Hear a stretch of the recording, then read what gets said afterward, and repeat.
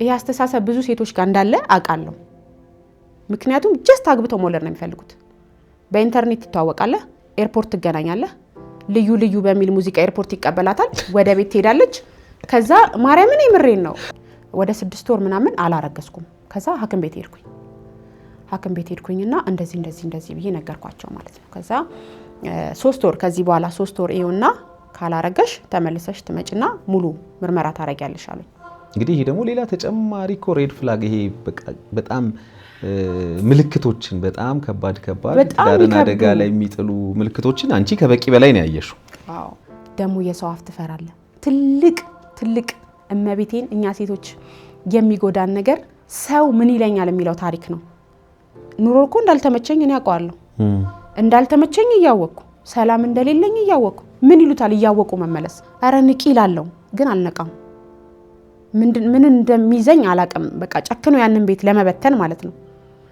አፍቅረሽ እንደማንኛውም ሰው ተስፋ አድርገሽ አብረን እንኖራለን ነገ ህይወት ይሻሻላል የተሻለ ቦታ ላይ እንደርሳለን ልጆችን እንወልዳለን ቤተሰብን መሰረታለን ብለሽ አስበሽ ስራዬን እየሰራውኝ እያለ ኳላዬን የመጣው ብቻ ኳላዬ መጥቶ እንደዚህ ሲዘኝ ማለት ነው ዞር ስል በስነ ስርዓት ተዘጋጅቶ ነው እሱ አመጣጡ ማለት ነው ብቻ እንደዚህ ቢላውን ይዞ ማለት ነው ዞር አልኩኝ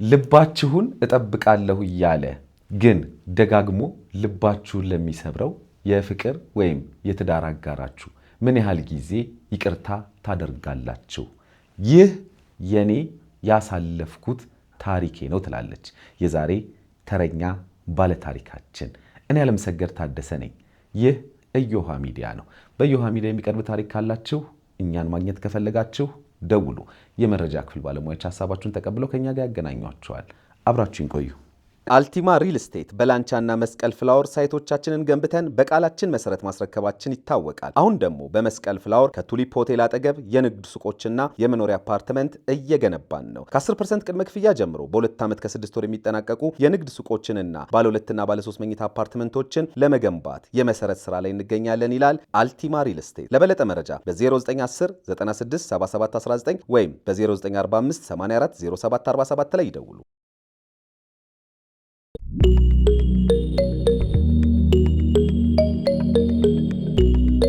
እንኳን ደህና መጣሽ እንኳን ደህና ቆየኸኝ ሰላም ነው አለው እግዚአብሔር ይመስገን እናመሰግናለን በቅድሚያ ስለመጣሽ እኔም ይሄን እድል ስለሰጣችሁኝ አመሰግናለሁ እሺ ባንቺ ታሪክ እንግዲህ ምናልባት ግንዛቤ የሚወስዱ ወይ በተመሳሳይ ህይወት ውስጥ ያሉ የሚማሩ ማይጣፉም ብዬ ስለማስብ ለፈቃደኝነትሽ በቅድሚያ አመሰግናለሁ እንተዋወቅ እሺ ሰላም ታደሰ ባላለው ያዳማ ልጅ ነኝ እንዲሁም ደግሞ የ6 ዓመት አንድ ሴት ልጅ አለችኝ እሺ ሰላም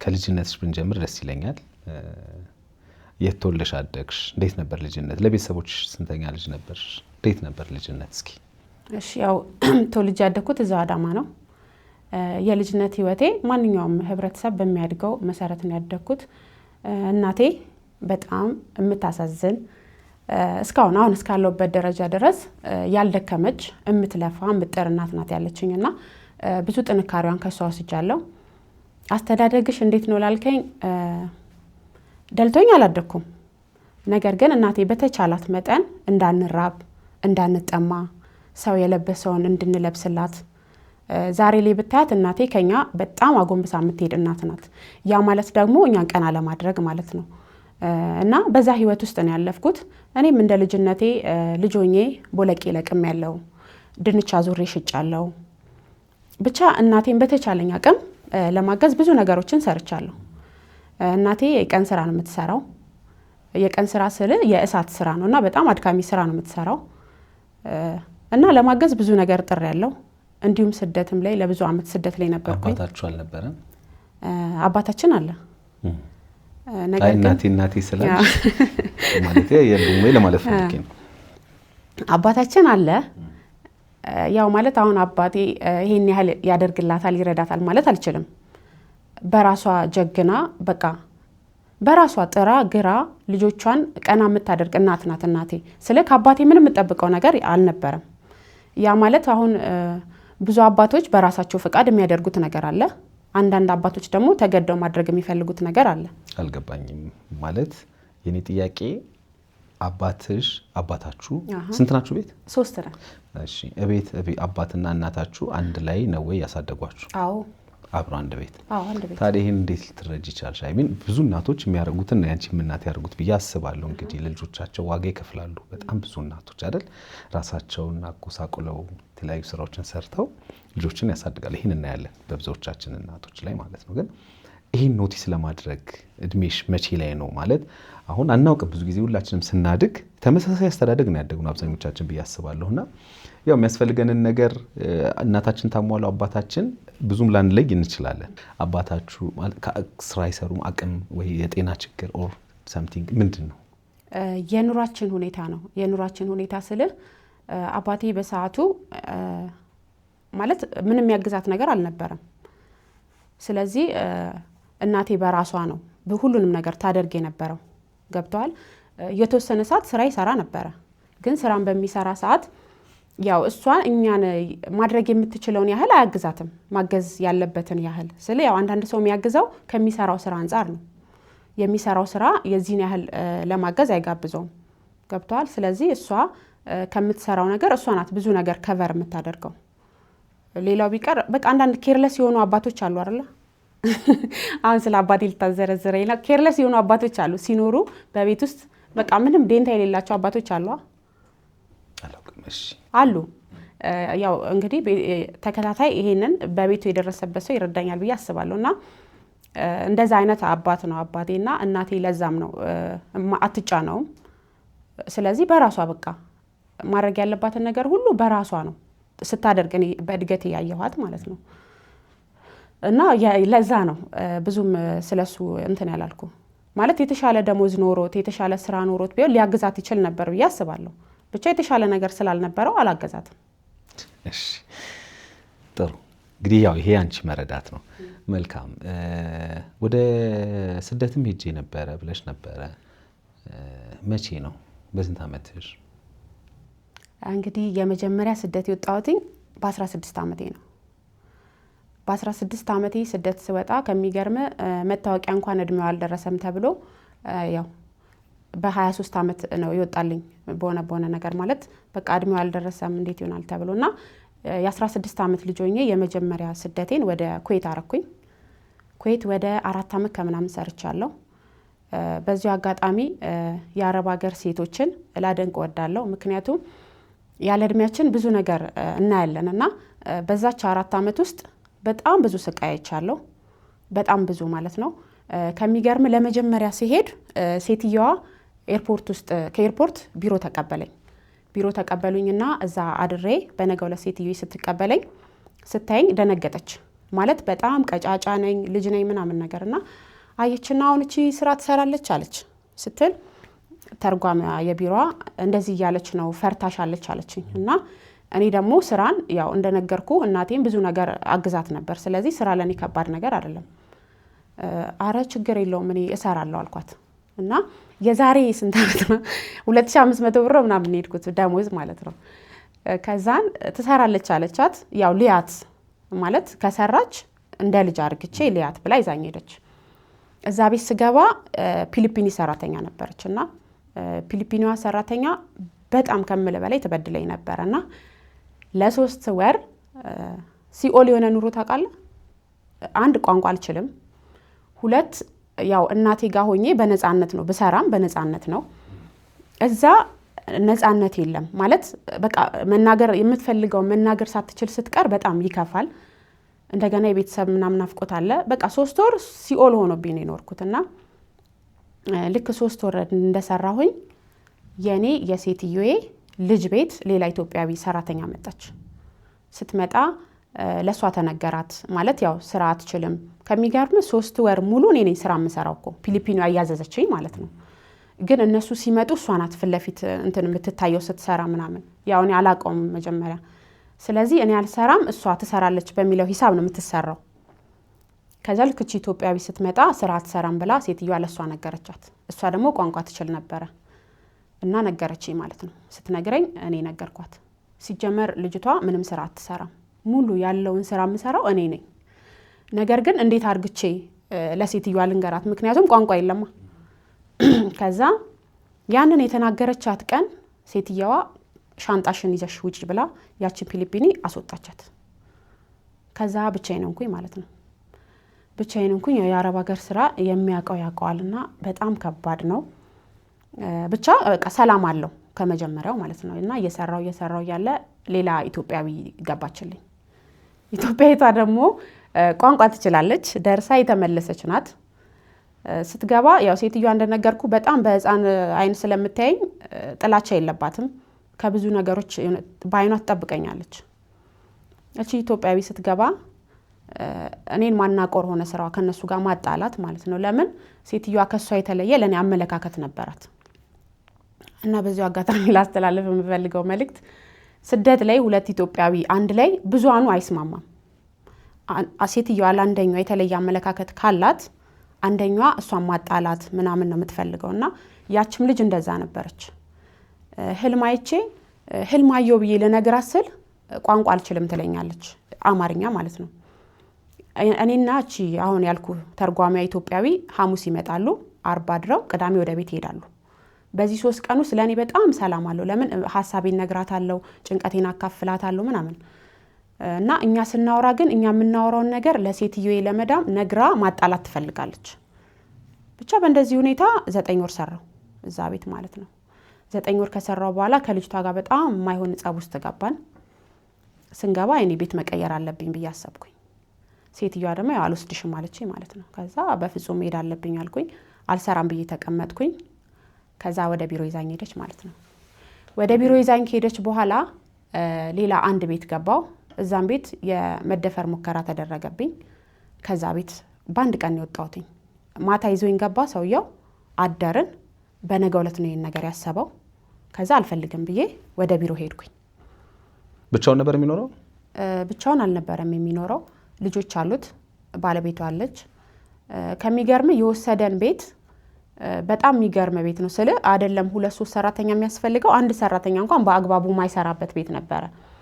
ነገር ግን ቤት ውስጥ አንድ ሌላ ዜጋ ሰራተኛ ነበረች። ቢሮ መጥቶ ደግሞ 2 ኢትዮጵያዊ ነው ይዞ የሄደው። እና እኛ 2 ኢትዮጵያዊ ራሱ ይዞ ሲሄድ በጣም ትልቅ ቤት ነበር የመሰለኝ ቤቱ ማለት ነው። ገና ስንሄድ አንድ ክፍል ቤት ነው። ልጆቹ የሚተኙበት ሌላ አንድ ክፍል አለ። ሰራተኛ ሳሎን ማታ አንጥፎ ይተኛል፣ ጠዋት ፍራሽ ያጣጥፋል ማለት ነው። ገና ሳየው ማለት የሆነ ያመጣን የራሱ የሆነ ሪዝን ይኖረዋል እንጂ 3 ሰራተኛ የሚያስፈልገው ቤት አይደለም። እንደገና መጀመሪያ እዛ ቤት ያለችው ሰራተኛ ሳያት በጣም ምን ልበል፣ አንዳንዴ ስደት ከባድ ነውና በጣም የተጎዳች ሴት ናት ያለችው ራሱ ማለት ነው። ግን ኢትዮጵያዊ አይደለችም። እና ስለ ሰውየው ልታወራልኝም ፈልጋለች፣ ፈርታለችም። ለምን አዲስ ሆነ ስትገባ ወይ እንዲህ አለችኝ ብዬ አወራ ይሆናል ምናምን ፈርታ ይመስለኛል። በነገው ዕለት 6 ወር ብርድ፣ ያው 6 ወር ሙቀት ነውና በብርዱ ሰዓት የሚሄዱበት ቦታ አለ፣ የሆነ ኬማ የሚባል ቦታ አለ፣ የብርድ ቦታና እዛ ቤት አላቸው። ብርድ ነበር ወቅቱ የዛን ጊዜ ማለት ነው። ጠዋት ያንን ቤት እንድናጸዳ ነው እሱ ከሚስቱ ቀድሞ ይዞ ነው ሄደው። ሚስቱ እስከምትመጣ እኛ እዛ አጽድተን እንጠብቃቸዋለን ማለት ነው። ቀጥታ ሄድን። እዛው ኩዌት ነው?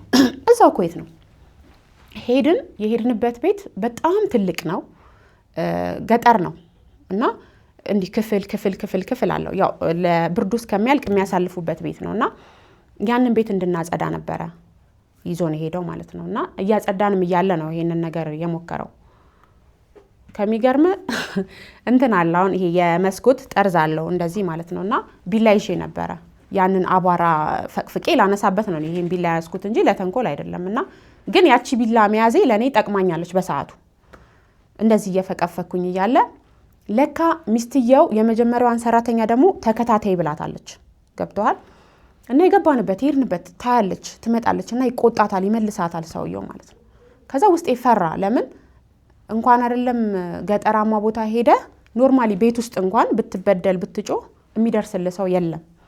ታዲያ በዚህ ሁኔታ ምንድነው እዚህ ጋር ምንድነው ያሰበው ሰውየው አልኩኝና ስራዬን እየሰራውኝ እያለ ከኋላዬ ነው የመጣው።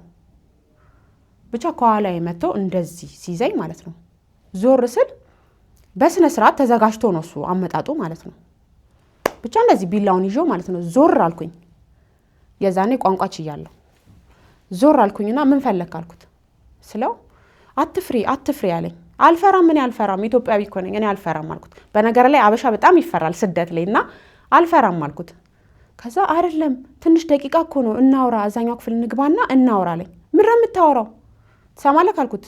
እናት የለኝም፣ አባት የለኝም፣ እህት ወንድም የለኝም። እኔ እዚህ ጋር ብሞት ማንንም አልፈራም። አንተ ግን ብትሞት ቤተሰብን ትጎዳለህ። እንደዚህ ቢላውን ይዤው ማለት ነው። ከዛ ከአንዳንድ ነው ከቦታው የሄደው ማለት ነው። አላህን ፍሪ አለኝ። ሄደ። ከሚገርም ግን እመቤቴ ኪዳነ ምሕረት ስትጠብቀኝ ነው እንጂ እውነት ኖርማሊ አሁን እንዲህ አይነት ፍላጎት ኖሮኝ አብሬው የተኛው ሴት በሆን ኖሮ 2 ደቂቃ አልቆየ ሚስቱ ስትመጣ ማለት ነው። ያን እንደዛ አርግቶ ሲሄድ 2 ደቂቃ አልቆየ ሚስቱ መጣች። ከዛ ወዲያው ነው በቃ የዛን ቀን ስራ ከዛች ሰዓት በኋላ አልሰራውኝም። ሴትዮዋ እንዲሁም እየመጣች ስሪ ምናምን ስትለኝ እኔ አልሰራም፣ በቃ ከዚህ እንሂድ ወደ ቢሮ ብቻ ውሰዱኝ አልኳት። ከዛ ያቺ አብራኝ ሄደች ኢትዮጵያዊ እንዲሁም መሄድ አልፈለገችም። ለምን አልፈለገችም? እንዲህ አይነት ፍላጎት ኖሯት ሳይሆን በጣም ብዙ ቤት ቀይራለች፣ ሳይስማማት ማለት ነውና በቃ የሆነ ይሁን ችዬ እዚህ ቤት ልስራ አለችኝ። ተይ ውዴ፣ ሰውየው ሲጀመር ሰራተኛ አልፈለገም። የፈለገው ሌላ ታሪክ ነው እንጂ ቤቱ 3 ሰራተኛ የሚፈልግ ቤት አይደለም። እሷ ካልሄደች እኔ አልሄድም አልኩኝ። እሷ ምን አገባሽ አለኝ። አብረን ነው ከቢሮ የመጣ ነው፣ አብረን ነው የምንሄደው። ከዛ መጨረሻ ላይ አብረን ሄድን ወደ ቢሮ። እስከዚህ ድረስ ህጋዊ ነበርኩኝ። ከዚህም በኋላ 2 ወር የሰራሁበትን ቤት ህጋዊ ነበርኩ። ለምን ተሽጬ ነው ሄድኩትኝ። ቢሮ የሰውዬ ተሽጬ ስለ አሁን ቢሮ ሄጄ ይሄ ሰውዬ ሊደፍረኝ ሲል መለሰኝ አልኩ። ወደ ቢሮ ተመለስኩ። ወደ ቢሮ ከተመለስኩኝ በኋላ ሌላ በፊት ሴትዮ የቤት ታቀኝ የነበረች ሴትዮ ነበረች እና እኔ ፈልጋታለሁ፣ ልጅ ናት፣ በዚህ ሰዓት ብዙ ነገር ጥቃት ሊደርስባት ይችላል፣ እንዴት ታስወጫታለሽ ብላ ተቆጣ። እኔ ወስዳታለሁ አለች። ከዛ ቢሮ መጣች፣ ገዛቻት ማለት ነው። ከሴትዮዋ ላይ ትገዛታለች። እሷ እኔን ብር ትሰጣትና እኔ ወደ እሷ ቤት ሄዳለሁ። ከዛ የመኖሪያ ይሄ ወረቀቴ እንዳለ በዚችኛዋ ስም ይሆናል ማለት ነው። ተሽጬ ሄድኩኝ። ወደ 2 ወር ሰራው። እዛም ቤት በጣም ሀርድ ነበረ። ግን በቃ ለቤተሰብ ስታወራ ሁሉ ነገር ሰላም እንደሆነ ነው የምታወራው። ግን ያችን 2 ወር በጣም በመጥፎ ነገር ነበር ያሳለፍኩት። ብቻ እንደምንም 2 ወር ሆነ። ከሄድኩኝ አመት ከምናምን ሆነኝ ማለት ነው። ምንም አልነበረኝም እስከዛን ሰዓት። ከ2 ወር በኋላ ጠፋው ማለት ነው። እና ያቺ ሴትዮ ከሚገርም በጣም አሮጊት ናት። ጥርሱን ላይ የላትም። ይሄ እንዲህ የሚተከለውን ጥርስ ነበር ተክላንት የምትለውና አልተኛም። ማታ ማታ ፈራት አለው እንትን ስለምታወልቀው ፈራት ነበረ። እና ትልቅ ሴት ናት። ነገር ግን ሌላ ፍላጎት ነበራት። ለዛ ፍላጎቷ ደግሞ ቢያንስ አጠገቧ ያለሁት እኔ ነኝ። ገብቷል። ሰውነቴን እሺን ትለኛለች ምናምን በቃ ብዙ ነገር ነው በቃ አክሽን ታደርጋለች ማታ ማታ። ይሄ ነገር ወዴት ነው የሚወስደኝ አልኩኝና ከ2 ወር በኋላ ከዛ ቤት ጠፋው። ጠፍቼ እንግዲህ ከዛ በኋላ ወደ 2 አመት ከምናምን ነው በውጭ የሰራሁት ማለት ነው። በውጭ ስለ ያው ያም ሰው ቤት ነው፣ ግን ሲመች ትሰራለህ፣ ሳይመች ትወጣለህ። መጀመሪያ የአሰራሩን ሁኔታ ሳላቀው ለ15 ቀን ተጎዳው። ግን ከዛ በኋላ እግዚአብሔር ይመስገን ለ4 አመት ሰርቼ በሰላም ወደ ሀገር ገባሁ። ያው በጣም ጥሩ። እሺ ያው እንዳልሽው በእርግጥ ስደት አስከፊ ነው። ብዙ እህቶችም ያው እዚህ መተውም ነግረውናል ታሪካቸውን፣ እዛም ያሉ ነግረውናል። ያው እንግዲህ ጠንክሩ በርቱ ነው። ሌላ ምንም የምንለው ነገር የለም። እንግዲህ ዛሬ ደግሞ የመጣሽው በተለይ ከጀመርሽው የፍቅር ወር የትዳር ግንኙነት ወር የፍቅር ግንኙነት እንበለው ብቻ ከሱ ጋር በተያያዘ ደግሞ መሰረታዊ ሀሳብ አለኝ ብለሽን ነውና ከዛ ህይወት በኋላ የተጀመረ ነው ወይስ እዛው እያለሽ የተጀመረ የፍቅር ህይወት ነው? እሺ እዛ ያለው አልነበረም። ያው እንደነገርኩ 4 አመት ከሰራው በኋላ ወደ ሀገር ገባው። ወደ ሀገር ስገባ 40 ሺህ ብር ነበር አካውንቴ ላይ 40 ሺህ ብር ነበር አካውንቴ ላይ። ያ ማለት ስትመጪ ወደዚህ መጀመሪያ ሙሉ በሙሉ ለመቅረት ነው ወይንስ እረፍት አድርጎ ለመሄድ? አይደለም፣ ለመቅረት ነው። ምክንያቱም ከደረሱብኝ ነገሮች አንፃር አንዳንዴ አሁን በቃል ነግሬ ያልጨረስኩት ራሱ በጣም ብዙ ነገር አለው። ስለዚህ ስትመለስ እኮ ስደት በቃኝ ብለህ ነው የምትመለሰው። የሆነ ነገር አለው እንጂ በቃ አልፈልግም ብለህ ነው የምትመለሰው። እና አልሄድም ብዬ ነው የተመለስኩት። አልሄድም ብዬ ተመለስኩኝ። ከተመለስኩኝ በኋላ ያቺ ያለችኝን 40 ሺህ ብር ስራ ልሰራባት አሰብኩኝ። ከዛ ምንድነው ያደረኩት? በ4 አመት 40 ሺህ ብር ነው የሰራሽው? በ4 አመት ውስጥ እንደነገርኩ ቤታችን በጣም የደከመ ነበር ቤተሰብና ነበር። ሌላው ቢቀር ቲቪ አልነበረንም፣ አልጋ አልነበረንም፣ ብዙ ነገሮች ተቀይሯል ቤት ውስጥ። መች ነበር ግን ጊዜው? የዛሬ 6 ዓመት። ኦኬ የዛሬ 6 ዓመት ማለት መጀመሪያ የሄድሽበት ነው የመጣሽ? አሁን ማማዬ ቆይ 6 ዓመቷ እንግዲህ እንደመጣው ነው እሷን የወለድኳት። በቃ የዛሬ 10 ዓመት በለውና ምንም አልነበረንም። ቲቪ ሰው ቤት ሄደን ነበር የምናየው፣ አልጋ አልነበረንም ምናምን። ያው እንደነገርኩ ካለን ከቤት አንፃር የኛን ጉርስ እንትን ለማለት ነው እንጂ እናቴ ይሄን ነገር የመግዛት እንትን አቅም አልነበራትም። እና ብቻ እህቶቼ ሰው ቤት እንዳይሄዱ አድርጌያቸዋለሁ። እኔም ደግሞ ስመጣ ደስ የሚል ነገር ቢያንስ ከወደቀ ቤታችን ቀና ያለ ነገር ውስጥ ገብቻለሁና ከዛ ከወጪ ቀሪ ነው እንግዲህ ያ 40 ሺህ ብር። ከዛ መጣው በቃ ስራ መስራት አለብኝ ብዬ አሰብኩና የመጀመሪያ ልጅ እንደ አንቺ? አዎ ኦኬ። ከዛ ያ 40 ሺህ ብር ምን አረኩትኝ? 20 ሺህ ብር በነገው ዕለት አወጣሁት። እንደመጣው ማለት ነው አወጣሁትና ኮንትሮል ብፌ አልገዙም ነበረ። ከዛ ኮንትሮል ብፌ ገዛው። እንደዚህ ጣል ኩርሲዎች። ለምን የሆነ ስደት አይተ ስትመጣ የሆነ ፏ ያለ ነገር ማየት ትፈልጋለህና እንዲህ ጣል ኩርሲዎች ምናምን ገዛውና ያችን ኮንትሮል ብፌ 10 ምናምን ሺህ ብር ፈጀብኝ። ከዛ ምን አረኩኝ? ምግብ ቤት መስራት አለብኝ አልኩኝና ቤት ፈለኩ። ቤት ስፈልግ ናዝሬት ላይ ያው አመድ የሚባል አካባቢ ያለ እና ቤት ርካሽ ነው እዛ አካባቢ ሄድን ከሲስተር ጋር የሆነች ቤት 400 ብር አገኘን። ይሁን አልኩኝ። በቃ ከዚህ በኋላ ስደት ኧረ በስመ አብ ሰራለሁ አልኩኝ። ከዛ ምግብ ቤት ጀመርኩኝ። ለምን ሺቲ ቤት ጀመርኩ። መጀመሪያ ሺቲዎች ገዛውልህና በ20 ሺህ ብር ቤቱን ሙሉ ሺቲ ሰቀልኩበት። ባይ ሺቲ ያለው ብሎ እንኳን የሚጠይቅ ሰው የለም። እንደነገርኩ ቤት ርካሽ ነው እንጂ ወደ ውስጥ የገባ ቦታ ስለሆነ የሚያየው ሰው አልነበረም። ባይ ምንም ወደ 2 ወር ከምናምን ከዛ ኧረ በስመ አብ እና እንዴት ነው አስብ። ቤተሰብ ያው እናቴን ከዛ በኋላ እኔ ማግዛት የቤተሰብ ወጪ አለ። እንደገና ደግሞ አንድ ትንሽ እህት አለችኝ 4ኛ ማዘር አሳድጋታለሁ ብላ ያመጣች የሷ መማሪያ አለ ምናምን እንዲህ ሳላገኝ እንዴት ነው የሚሆነው አልኩኝና በቃ ይሄንን ለምን ወደ ምግብ ቤት አልቀይረውም አልኩኝ። ያንን ሺቲ በዱቤም የሚከፍለኝንም በሚከፍለኝ ያልከፈለኝንም በዱቤ አርግቼ ያንን ቤት ምግብ ቤት ቀየርኩት ማለት ነው። ያው ምግብ ቤት ስቀይረው እንደዚህ ቀርካ ወንበርና ጠረጴዛ ምናምን አርግቼ በር ላይ ቡና አርግቼ ጀመርኩኝ። ትንሽ ምግቡ ሲሆን እየሄደ መጣ። እንግዲህ በዛ መሃል ነው የማማን አባት ያገኘሁት። በዛ መሃል እሱን ሳገኘው ያው ብዙ ደንበኞች እንደዚህ ሲመጡልኝ ሰውን ያመጣልኝና ይመጣል፣ ይጠቀማል፣ ይሄዳል። እሱም ደንበኛ ሆኖ ነው የመጣው። ደንበኛ ሆኖ መጣ። ከዛ ምግብ የተመቸውና በጣም ደንበኛ ሆነን ማለት ሌላ ቦታ ነበር የሚበላው ሙሉ ወደ እኔ ትራንስፈር አረገ። ከዛ እንደዛ እያለ የቀን ስራ ነበር የዛኔ ሰራ የነበረው። እንዴት ነው ለሱ የተለየ መስራት ጀመርሽ ወይስ እንደ ሌሎቹ? አይ ምሰራው ይጣፍጣል። ኦኬ ለሱ የተለየ አልሰራም፣ እንደ ሁሉም ነው የምሰራለት። ግን ያው ከሰው ጋር ካለክ ነገር አንፃር አንዳንዴ ሰው ትግባባለክና በዛ ነው የተግባባ ነው። ምግብ ቤቱ ጥሩ ሆነልሽ? አሪፍ ሆነልኝ። ያው ቤቱ ትልቅ ባይሆንም ብቻ የምሰራውን እጨርሳለሁ። እንደዛ እያረግን የቀን ስራ ይሰራ ነበር እሱ የዛኔ። የቀን ስራ ሲሰራ ከሰኞ እስከ ቅዳሜ ምግብ ይበላና ቅዳሜ ነው የሚከፍለኝ ማለት ነው። ከዛ በዛ በጣም ቤስት ሆነን በመሃል ሳንቲም ቢቸግረው ሰው ይልካል ካለኝ የሆነ ነገር ያው ቅዳሜ ይከፈለኛል። እንደዛ እየተባለ ወደ ፍቅር ግንኙነት ገባ ጉዳዩ ማለት ነው። እንዴት እኔ አሁን እንትኑ ሂደቱን ባቅ ከምግብ ደንበኝነት ወደ ፍቅር ግንኙነት የሚዘለልበትን ፓርቱ እንዴት መሰለ? ያው በጣም ፒስ ሆነናል ብያለሁና ግጥም ጽፋለሁና እዛ ሰው በሌለ ሰዓት አለኝ ትልቅ ደብተር አለኝ። ሰው በሌለ ሰዓት እጽፋለሁ፣ የተሰማኝን ስሜት እጽፋለሁ። ማንኛውም በበደልም ቢከፋኝም ደስ ቢለኝም በሆነች ነገር የሆነ መጽሐፍ ወዳለሁና ያንን መጽሐፍ እንዳጋጣሚ እጄ ላይ እየጻፍኩኝ መጣ እና ያንን መጽሐፍ ተቀብሎኝ አነበበው።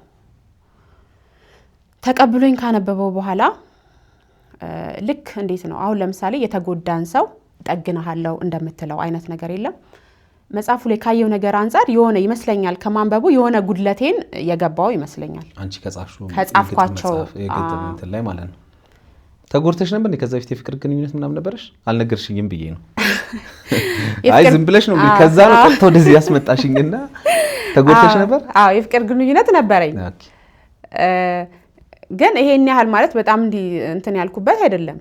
ግን በልጅነት የልጅነት አይምሮ አንዳንዴ የመጀመሪያ የምትወደውን ሰው በጣም እንትን የምትለው ነገር አለና አዎ ነበረው፣ ያ ጉድለት ነበረው እንትኑ ላይና ያስታውቅ ነበር ጽሁፍሽ ላይ? አዎ በደንብ ያስታውቃልና ያ ሰው ያንን የተሰበረ ልብ ጠጋኝ እኔ ነኝ በሚለው ነው የገባው። ገባ እና ሲገባም ኖርማል እንዴት ነው አንዳንዴ ራስን ሆነ ስትቀርብ መልካም ነው ማለት ያ ማንነትህ አይቀየርም። መስለ ስትቀርብ ግን ማንነቴ የሆነ ጊዜ ይታወቃልና ይመስለኛል አሁን ሊሳስበው መስሎ ነበር የቀረበኝ እና ያን አምሳያውን ደግሞ እኔ ተመችቶኝ ነበር። እውነትም በቃ ይሄ ሰው የኔ ሰው ነው፣ ይሄ ሰው ልቤን የሚጠግን ሰው ነው። ምክንያቱም ካነበብከው አንፃር መቼም የሆነ ሰው መታመሙን አይተህ መድኃኒት እንጂ የምትሰጠው መርዝ አትሰጠውም። ካነበበው አንፃር እውነት ፈዋሽ ሰው ይሆናል እንጂ መጥፎ ሰው ይሆናል ብዬ በፍጹም አልገመትኩም። እንዴት ነበር አቀራረቡ? አይ ሚን እሱም እንዳንቺ ተጎድቻለሁ አይነት ነገር እንጠጋገናለን ነው ወይንስ ያንቺን ጉዳት እንደጠግ አይደለም? እሱ ደግሞ ከኔ ባሰ ተጎድቻለሁ ነው። ስለዚህ ከኔ በፊት ልጅ አለው፣ አንድ ልጅ አለው እና ቢያንስ ታውቂያለሽ፣ ነግሮሽ ነው? በትክክል ነግሮኛል እሱንና ቢያንስ በዛ ክፍተቶች ውስጥ በጣም ብዙ በደለኛ እንደሆነ እንደተበደለ እንዲሁም አንዳንዴ ምን አለ መሰለ ሴት ስትሆን አንድ ወንድ ተበድያለሁ ብሎኝ እኔን ሲመጣ ለምሳሌ ለምን እሷ ምን አድርጋ አንተ ምን አድርጋት የሚል ጥያቄ በጣም ያስፈልጋል። ዛሬ ላይ እኔ ትልቅ ማስተላለፍ የምፈልገው መልእክት ራሱ አንድም እሱ ነው። የሆነ ታሪክ ውስጥ ስንገባ እኔ ተበድያለሁ ካልኩኝ ተበዳይ ነኝ። ገብቷል? አሁን ይሄ የዛሬው ስራችን ሚዲያ ህዝብ የሚያየው ነው አይደለ? ኖርማሊ አልተበደልኩም ወይም አይደለም ሲል መጥቶ መናገር ይችላል። ልክ ያ ማለት ነው። ገባ? ተበድያለሁ ሲል የሆነን ሰው በቃ በደሉን ብቻ ነው የምንሰማው፣ መበደሉን ብቻ።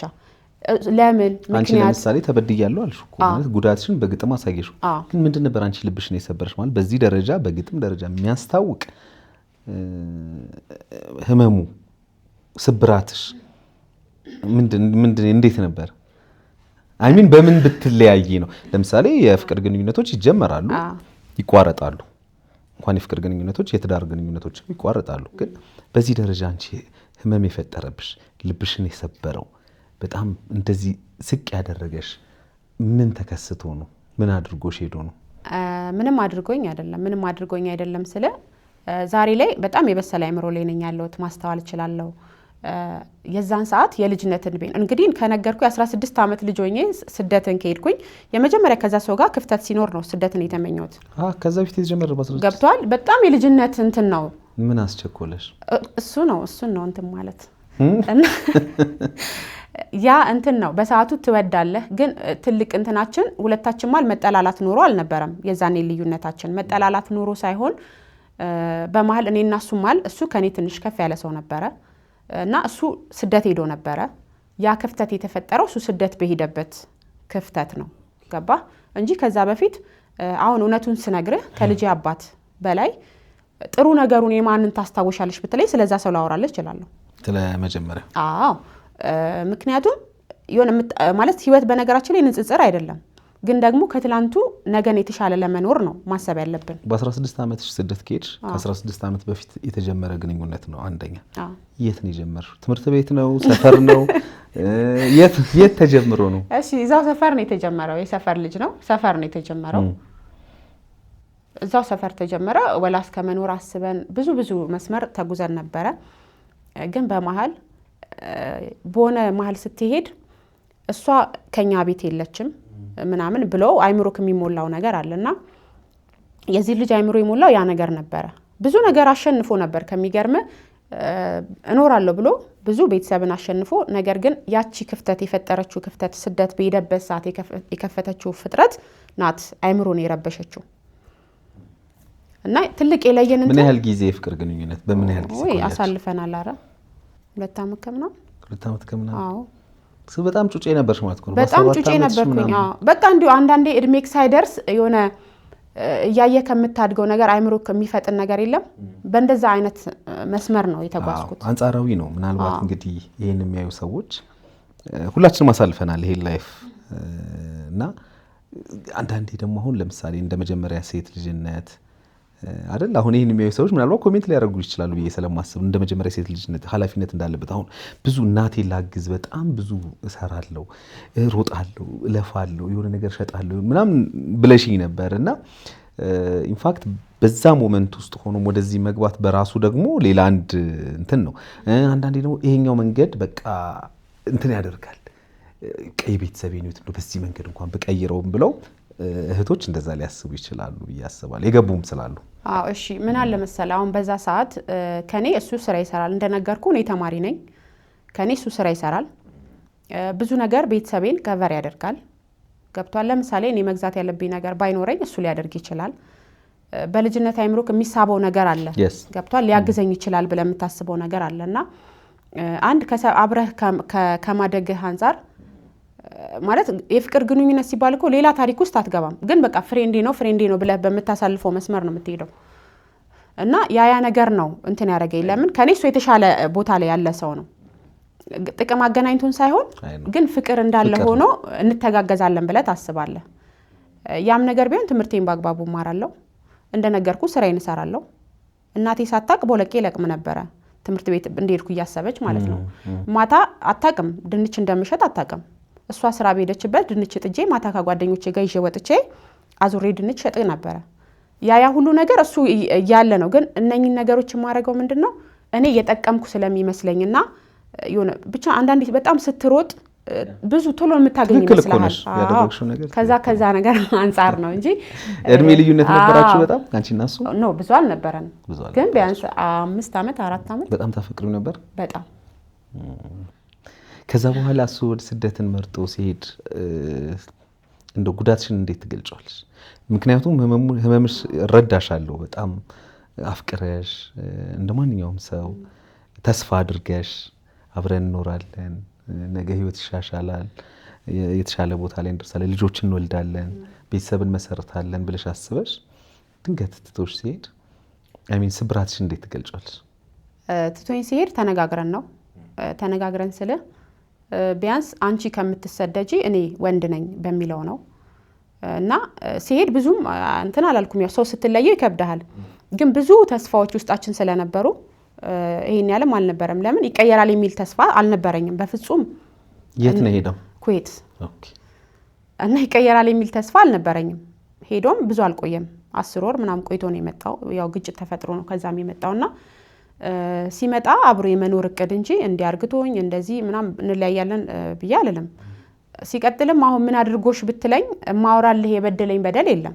ስለዚህ ምንድነው ታሪክ ላይ ያያችሁ? በቃ ይሄ እንትን ነው ፉል ሆኗል። በቃ በመጥፎ ነገር አይምሮ ፉል ሆኗል። ስለዚህ ሰው ደግሞ አብረህ ልትዘልቅ የምትችለው ስትከባበር፣ ስትነጋገር፣ የኔና የሱ ሐሳብ ተነጋግረን ካልተግባባ እሱ በሌላ ነገር አይምሮ ከሞላ እኔ ማዳመጥ ካልቻለ የኔ ዛጋ መኖር ትርጉሙ ምንድነው? ስለዚህ እሱ እዛ ያለን የተለያያችሁት ወይስ እዚህ መጥቶ? አዎ መጥቶ ነው የተለያየ ነው። ስለዚህ በስምምነት ነው የተለያያችሁት? በስምምነት ነው ማለት መጀመሪያ ላይ ስምምነት አልነበረም። ግን ያ ልቤ አሁን ቢኖር እላለሁ ማለት ልቤ የሆነ ነገር ያ ሰው እዛ ሰው ህይወት ውስጥ እኔ አላስፈልግም ብዬ ካሰብኩኝ ከዛ ሰው ህይወት ወዲያው መውጣት ነው የምፈልገው። ገባ? እንደማላስፈልግ ሲገባኝ አገር ለቅቄ ነው የጠፋሁት ቀጥታ ማለት ነው። ዛሬ ስለዚህ አንዱ የስደትሽ ምንጭ ያ ነው ማለት ይቻላል? ኦኬ። የመጀመሪያ የስደቴ ምንጭ በቃ እሱ ነው። አንድ ከዛ ሰው ከነ መውጣት ነው የምፈልገው ከዛ ሰው ህይወት ውስጥ። ምክንያቱም እዛ ሰው ህይወት ውስጥ እኔ አላስፈልግማ። እኔ ካላስፈለኩ ያ ሰው ነው ህይወት ውስጥ ምን ይሰራል? ብቻ በዛ ቆመ ማለት ነው።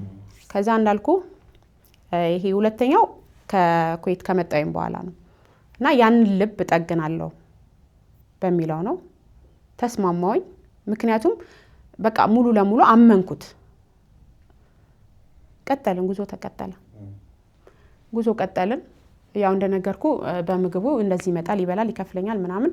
ከዛ ወደ ፍቅር ግንኙነት አረጋግጥ ነው። ከሱ በፊት እሱ ኩዌት ነበር ሄደ ያልሽ? አዎ። ከዛ መጣ፣ ተለያያችሁ። አንቺ ኩዌትን እንዴት መረጥሽ? እሱ ስለሄደበት። ኦኬ። እውነት የትም ሌላ ሀገር ማለት ያለ አይመስለኝም። ግን በቃ እሱ ኩዌት ብሎኝ ስለሄደ ኩዌትን መረጥኩኝና ኩዌት ሄድኩኝ። እኔም ከሚገርም ምን ይሁን አሁን ይሄ ዱባይ ምናምን የሚባሉ ሀገሮች እንዳሉ ላይ ይዛን ያላቀም በቃ ኩዌት ነው ሄደው። አረብ ሀገር ኩዌት ነው። እኔም ኩዌት ሄድኩኝ። ኩዌት ሄጄ ነው ከዛ የምትገርሚ አፍቃሪ ነሽ። እና ትዝታው አላስቸገረሽም ታዲያ? እዛ ስቴጅ እሱ የሄደበት ቦታ ነውና ወይ እውነት ለመናገር ይሄን ቪዲዮ ልታዩ ትችላለህ። ያው ሊያዩ ይችላል አላቅም፣ ግን በጣም ብዙ ጊዜ ተጎድቼበታለሁ። ያንን 4 ዓመት ከምናምን መጽሐፉን ባሳየ ማለት ነው ብዙ ነገሩ ስለሱ የተጻፈ ነው እዛ በነበርኩበት ማለት ነው። ከዛ ግን ቀስ በቀስ ከራስ ጋር የምታወራው ነገር አለ ማለት በቃ እሱ የራሱ ህይወት ጀምሯል፣ ልጆች አሉት ምናምን። ከዛ በኋላ ስታስበው ለምንድነው ይሄን ሰው ማስበው ማለት በቃ ተቋርጧል፣ ያለቀ ነገር ነው። ለምንድነው ይሄን ነገር ማስበው ብዬ ከራሴ ጋር አወራው ለማቆም። ግን ስላልክ አታቆምም። እዛው ነሽ ግጥም ትጽፊ ነበር? በጣም ቅድም ላንብብል ስልኬ ላይ ያለሽ እዛው ነሽ ጻፍሽ? እዚሁ ነሽ ጻፍሽን? አይ እሱ ሌላ መልእክት ነው እንጂ ያው እዛ በጣም ብዙ አለ እዛ ሆኜ ጻፍኩትና የምታስታውሻለሽ በቃልሽ? በቃሌ አላስታውሰው ብቻ ብዙ አለ በቃል ተናግሬ የማልጨርሰው ማለት ነው። ከዛ ከነዛ ነገሮች እንግዲህ ያው ጠጋኝ ሲመጣ ደግሞ ረሳሁት። ያንን የመጀመሪያውን ህይወት በቃ አወጣሁት በትክክል በቃ ልጠገን ነው። ስለዚህ እሱም የተበደለ ሰው ስለሆነ እኔም ኖርማሊ ካለፉት ነገር አንፃር ሰው ሁሌም ተበዳይ አይደለም፣ ባላሰብኩበት መንገድ በዳይም ልሆን እችላለሁ። ስለዚህ እኔም ከጥፋቴ ተምሬ ተመልሼ ያው እሱም ከጥፋቱ ተምሬያለሁ እንዳለኝ ማለት ነው ተማምረን እንጠጋገናለን ተባብለን ነው ጉዞ የጀመርነው። ጉዞ ጀመርን። በዚህ አጋጣሚ ለምፈልገው በጣም ሴቶች እንቸኩላለን በተለይ ለትዳርና ትልቅ ስደት ላይ ላሉ እህቶቼ የምነግረው ነገር ስደት ላይ 2 ዓመት 3 ዓመት ቆየ ማለት እድሜ ያበቃ ማለት አይደለም። ያቺን 4 ዓመት ሰርቼ ስለመጣው በጣም ያረጀው ያህል ስሜት ነው የተሰማኝና ትልቁ ኢላማዬ ምንድነው አግብቶ ልጅ መውለድ ነው። ገባ? ይሄ ደግሞ የኔ ብቻ ሐሳብ አይደለም፣ በጣም የብዙ ስደት ላይ ያላችሁ የህይወት ቅመሞች ሐሳብ ነው። እና ይሄ ሐሳብ ጥሩ ነው ብዬ አላስብም። ለምን እኔ ዛሬ ላይ እንድቆም ያደረገኝ ያ ሐሳቤ ነው። ገብቷል? ከዛ እንደዛ ተጀመረ። አብረን መሸኛኘት ጀመርን። ከስራ ስወጣ ማታ ማታ ይሸኘኛል ምናምን። ከዛ በቃ እየተላመድን መጣን ማለት ነው። እና ትልቅ ይለኝ የነበረው ምንድነው በመጀመሪያዋ ልጅ እንደተጸጸተ፣ ምክንያቱም አላሳደጋትም። ከኔ ልጅ ቢወልድ መልካም አባት ሆኖ እንደሚያሳድግ ሞራሌን አጠይቀኝ ማለት በቃ ሰው ተጸጽቻለሁ ካለፈው ነገር ተጸጽቼ አሁን ያለውን ላይፌን አስተካክላለሁ ሲል ደስ ነው የሚልና የዚህን ያህል መልካም ነገር ካለውማ ለምን አልወልድም አልኩኝ። ከዛ በኋላ ለምን አልወልድም አልኩኝና መጥቼ ጓደኛዬ ጋር እያልኩኝ እወጣለሁ። ስራ ቦታ ነው ብያለሁ፣ እዛ ስራ ሰራለሁ። ልክ ማታ ላይ ወደ ቤት እሱ ከመጣ ቀድሞ ደውዬ ጓደኛዬ ጋር ነው ማድረው ላለሁ። ቤተሰብን አልሸወድኩም፣ የሸወድኩት ራሴን ነው። እማድረው እሱ ጋር ነው እየተባለ በመሃል አቶ ልጅም እንዲህ አለኝ። ከዛ እውነት በቃ የፈለገ ሰው መሰለኝና እንዴ ለካ እውነቱ ነው እንዴ ምናምን አልኩኝ። ወደ 6 ወር ምናምን አላረገዝኩም። ከዛ ሐኪም ቤት ሄድኩኝና እንደዚህ ብዬ ነገርኳቸው ማለት ነው። ከዛ 3 ወር ከዚህ በኋላ 3 ወር ይውና ካላረገሽ ተመልሰሽ ትመጪና ሙሉ ምርመራ ታረጊያለሽ አሉኝ። ከዛ አሻልኩና ተመለስኩ። በዛ 3 ወር ውስጥ አረገዝኩኝ። ወይኔ ደስ አለኝ። እንትን አልልህም ያገልጸው እስማ ምርጥ አባት አግኝቻለሁ ለልጄ ደስ አለኝ። ከዛ በኋላ ልክ አረገዝኩ ስለው አለኝ እንዴ የሆነ ማለት ሳያወራ ፊቱ የሚቀየር ታውቃለህ ማለት አለኝ። እንዴ ምን ማለት አለው ውለጅ አላልከኝም እንዴ? በቃ አረገዝኩኝ ደስ ብሎኛል ስለው እንደተደሰተ ሰው ምናምን አስመሰለ ማለት ነው በሰዓቱ። ከዛ ሳምንት ምናምን ቆይቷል። እኔ ግን ይሄ ነገር አላማረኝም ማለት ገና ሳንለወጥ ምን ሳንል ምናምን ከሚገርም ማለት ነው መብርሃንን የኔ ድክመት ነው ዛሬ ላይ ሱለቅሰው አይደለም። ብዙን ጊዜ እዚህ አንተ ሚዲያ ላይ በጣም ብዙ የሚቀርቡ ሴቶችን አይቻለሁ። በእኔ በደል እሱ ተወቃሽ አይሆንም፣ ምክንያቱም እየፈቀድኩለት ነው የበደለኝ። ገባ? ስለዚህ ራሴን ነው እንጂ ለማቆም የምፈልገው እሱ በድሎኛል ብዬ ለቅሶ ነው አልፈልግም። እዛ ቤት እኔና እሱ ሄደን ስናድር አንድ ፍራሽ ነበረ፣ አንድ አልጋ ልብስ ነበረ፣ አንድ ትራስ ነበረ። ኖርማሊ የላጤ ኑሮ ማለት ነው። እኔ ተደራቢ መሆን ሲያምረኝ አንድ አንሶላ ገዛው፣ አንድ ትራስ ገዛው፣ ተዳበልኩ ማለት ነው። ያኔ ንቁ ሴት በሆን ኖሮ ያ ህይወት መቀየር ነበረበት ልጅ ከመምጣቱ በፊት። ገባ? ነገር ግን ዝም ብሎ ልጅ ታቅፎ የመኖር ብቻ ፍላጎት በቃ የዓለም ማብቂያ ነው ይመስለኝና በምንም አይነት ላይፍ ላይ እንሁን ብቻ ልጅ ይኑረኝ የሚል አይነት አስተሳሰብ ነው። ያ የኔ ድክመት ነው የሱ አይደለም። ምን ያህል ጊዜ ነበር የፍቅር ግንኙነታችሁ እንደው ከማርገዝሽ በፊት? 6 ወር እያልኩ 6 ወር መቤቴ እና የሱ ድክመት አይደለም፣ ኖርማሊ የራሴ ድክመት ነው። ተረገዘ ይውረዳለኝ ግደለኝ አልኩት፣ አላስወረድም። በዚህ ማላስብ የምጓጓለት ልጅ አግኝቼ በፍጹም አልኩኝ። ከዛ ግን ከራሴ ጋር ጸብ ጀመርኩኝ። ማለት ይሄ ሰው እውነት እንዳለኝ አይነት ሰው አይደለም እንዴ? መጀመሪያ ያለው ቃል አለ፣ የተናገረው ነገር አለ፣ ለምንድን ነው ብዬ ከራሴ ጋር የሆነ ነገር ውስጥ ገባሁኝ። እንዲሁ እየተባለ ሲባል በቃ ጭቅጭቅ ጀመርን። ከዛ ምንም ሳይወለድ እና ምግብ ቤት ነው የምሰራው ብያለሁ። ያው እሱ የቀን ስራ ነው የሚሰራው። እኔ ነኝ ቤቱ ቢሻሻል ብዬ ለቤት የሆነ ነገር ማድረግ የምፈልገው እኔ ነኝ። ግን የጋራ ህይወት ስትኖር ትዳር ስትኖር ሴት ልጅ ብቻዋን አይደለም ይሄን ነገር ማድረግ ያለባት፣ ወይም ደግሞ ፍላጎት ወንድ ልጅ ኖሮት ወንድ ብቻዋን አይደለም። ሴትም ከሰራች ልታግዝ ይገባታል፣ ወንድም ከሰራ እንደዛው። ምክንያቱም ይሄ ቤት የጋራ ነው። ገባ? እኔ ነበርኩ በቃ የሆነ ነገር ሲባል በቃ ምንም እንደዚህ እኮ ቡና ማፍላት ፈልጌ ስል ከፈለግሽ ግሻ ይለኛል፣ ሲኒ ይገዛሉ ምናምን። ያ ማለት ያ ቤት እኔ ብቻ ነኝ የምፈልገው ማለት ነው። ከዛ እንደዛ እየተባለ በቃ ከራሴ ጋር ግብ እየፈጠርኩ እንደምንም እንደማንም 7 ወር ነኝ። 7 ወር ነኝ። 7 ወር ከመሆኑ በፊት ሆዴ እንደመግፋት ሲል ቤተሰብ አያውቅም፣ እማድረው ጓደኛዬ ጋር ነው። ከዛ በጣም ተሳቀኩኝ።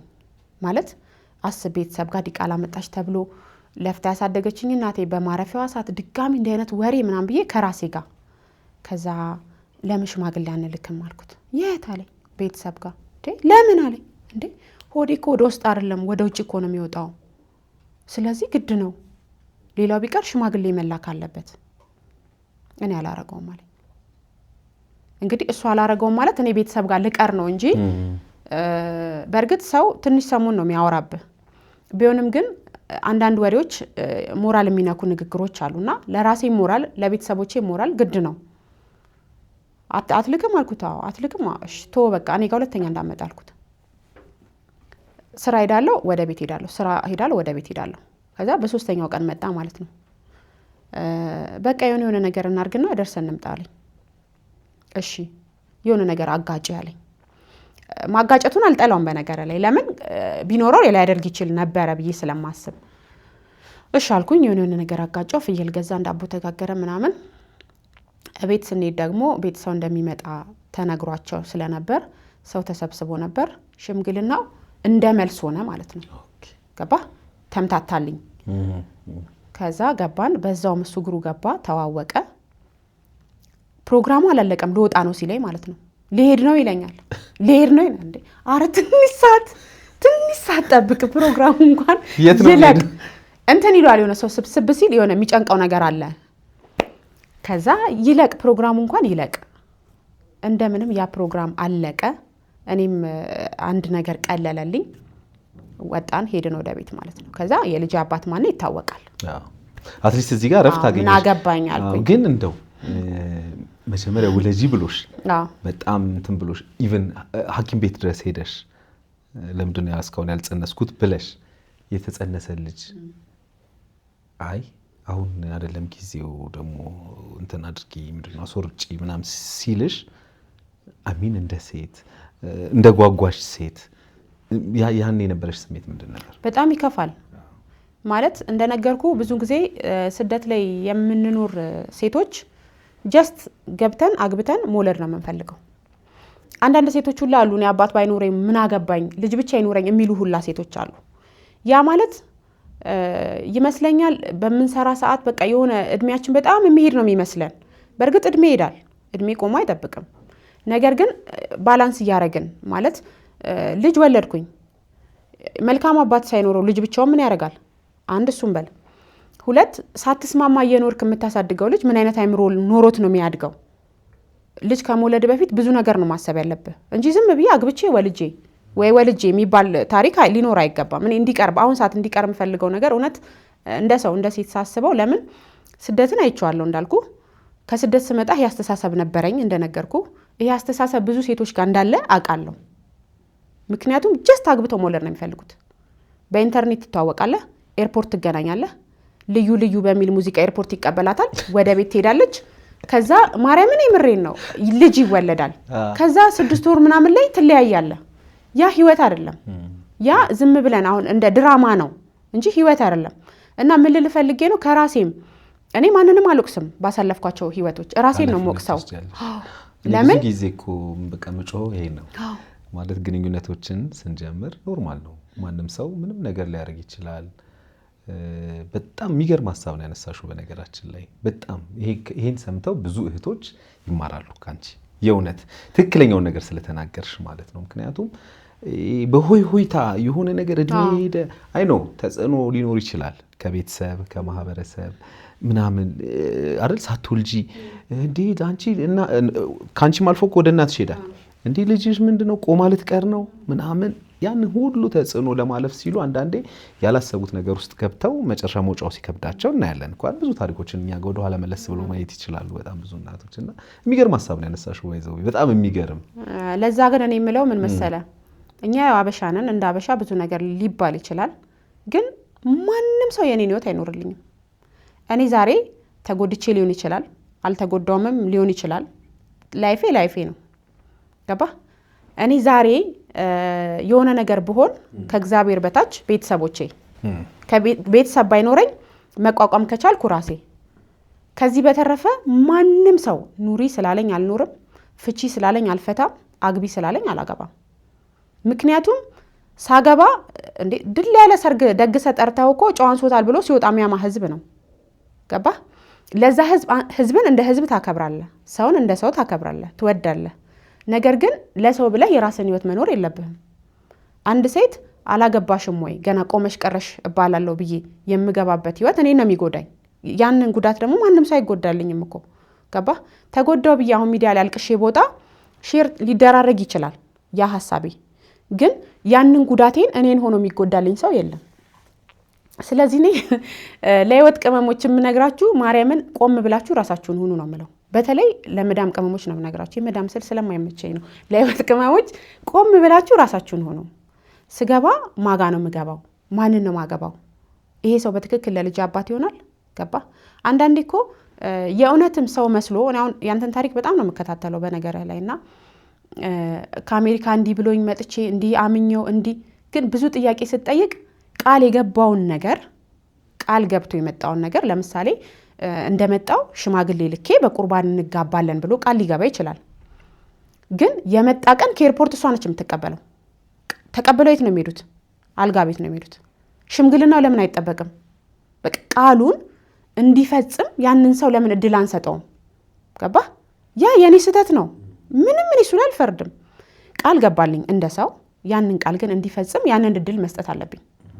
ያንን እድል ሳልሰጠው ኤርፖርት አገኘሁት፣ ዌልካም አልኩት፣ ተገናኘን፣ ሻይ ቡና አልን፣ አወራን፣ ማታ አብረን አደርን።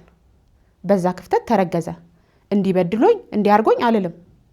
ለምን ያለውን ቃል እንዲተገብር እኮ ጊዜ አልሰጠሁትም። ገባ?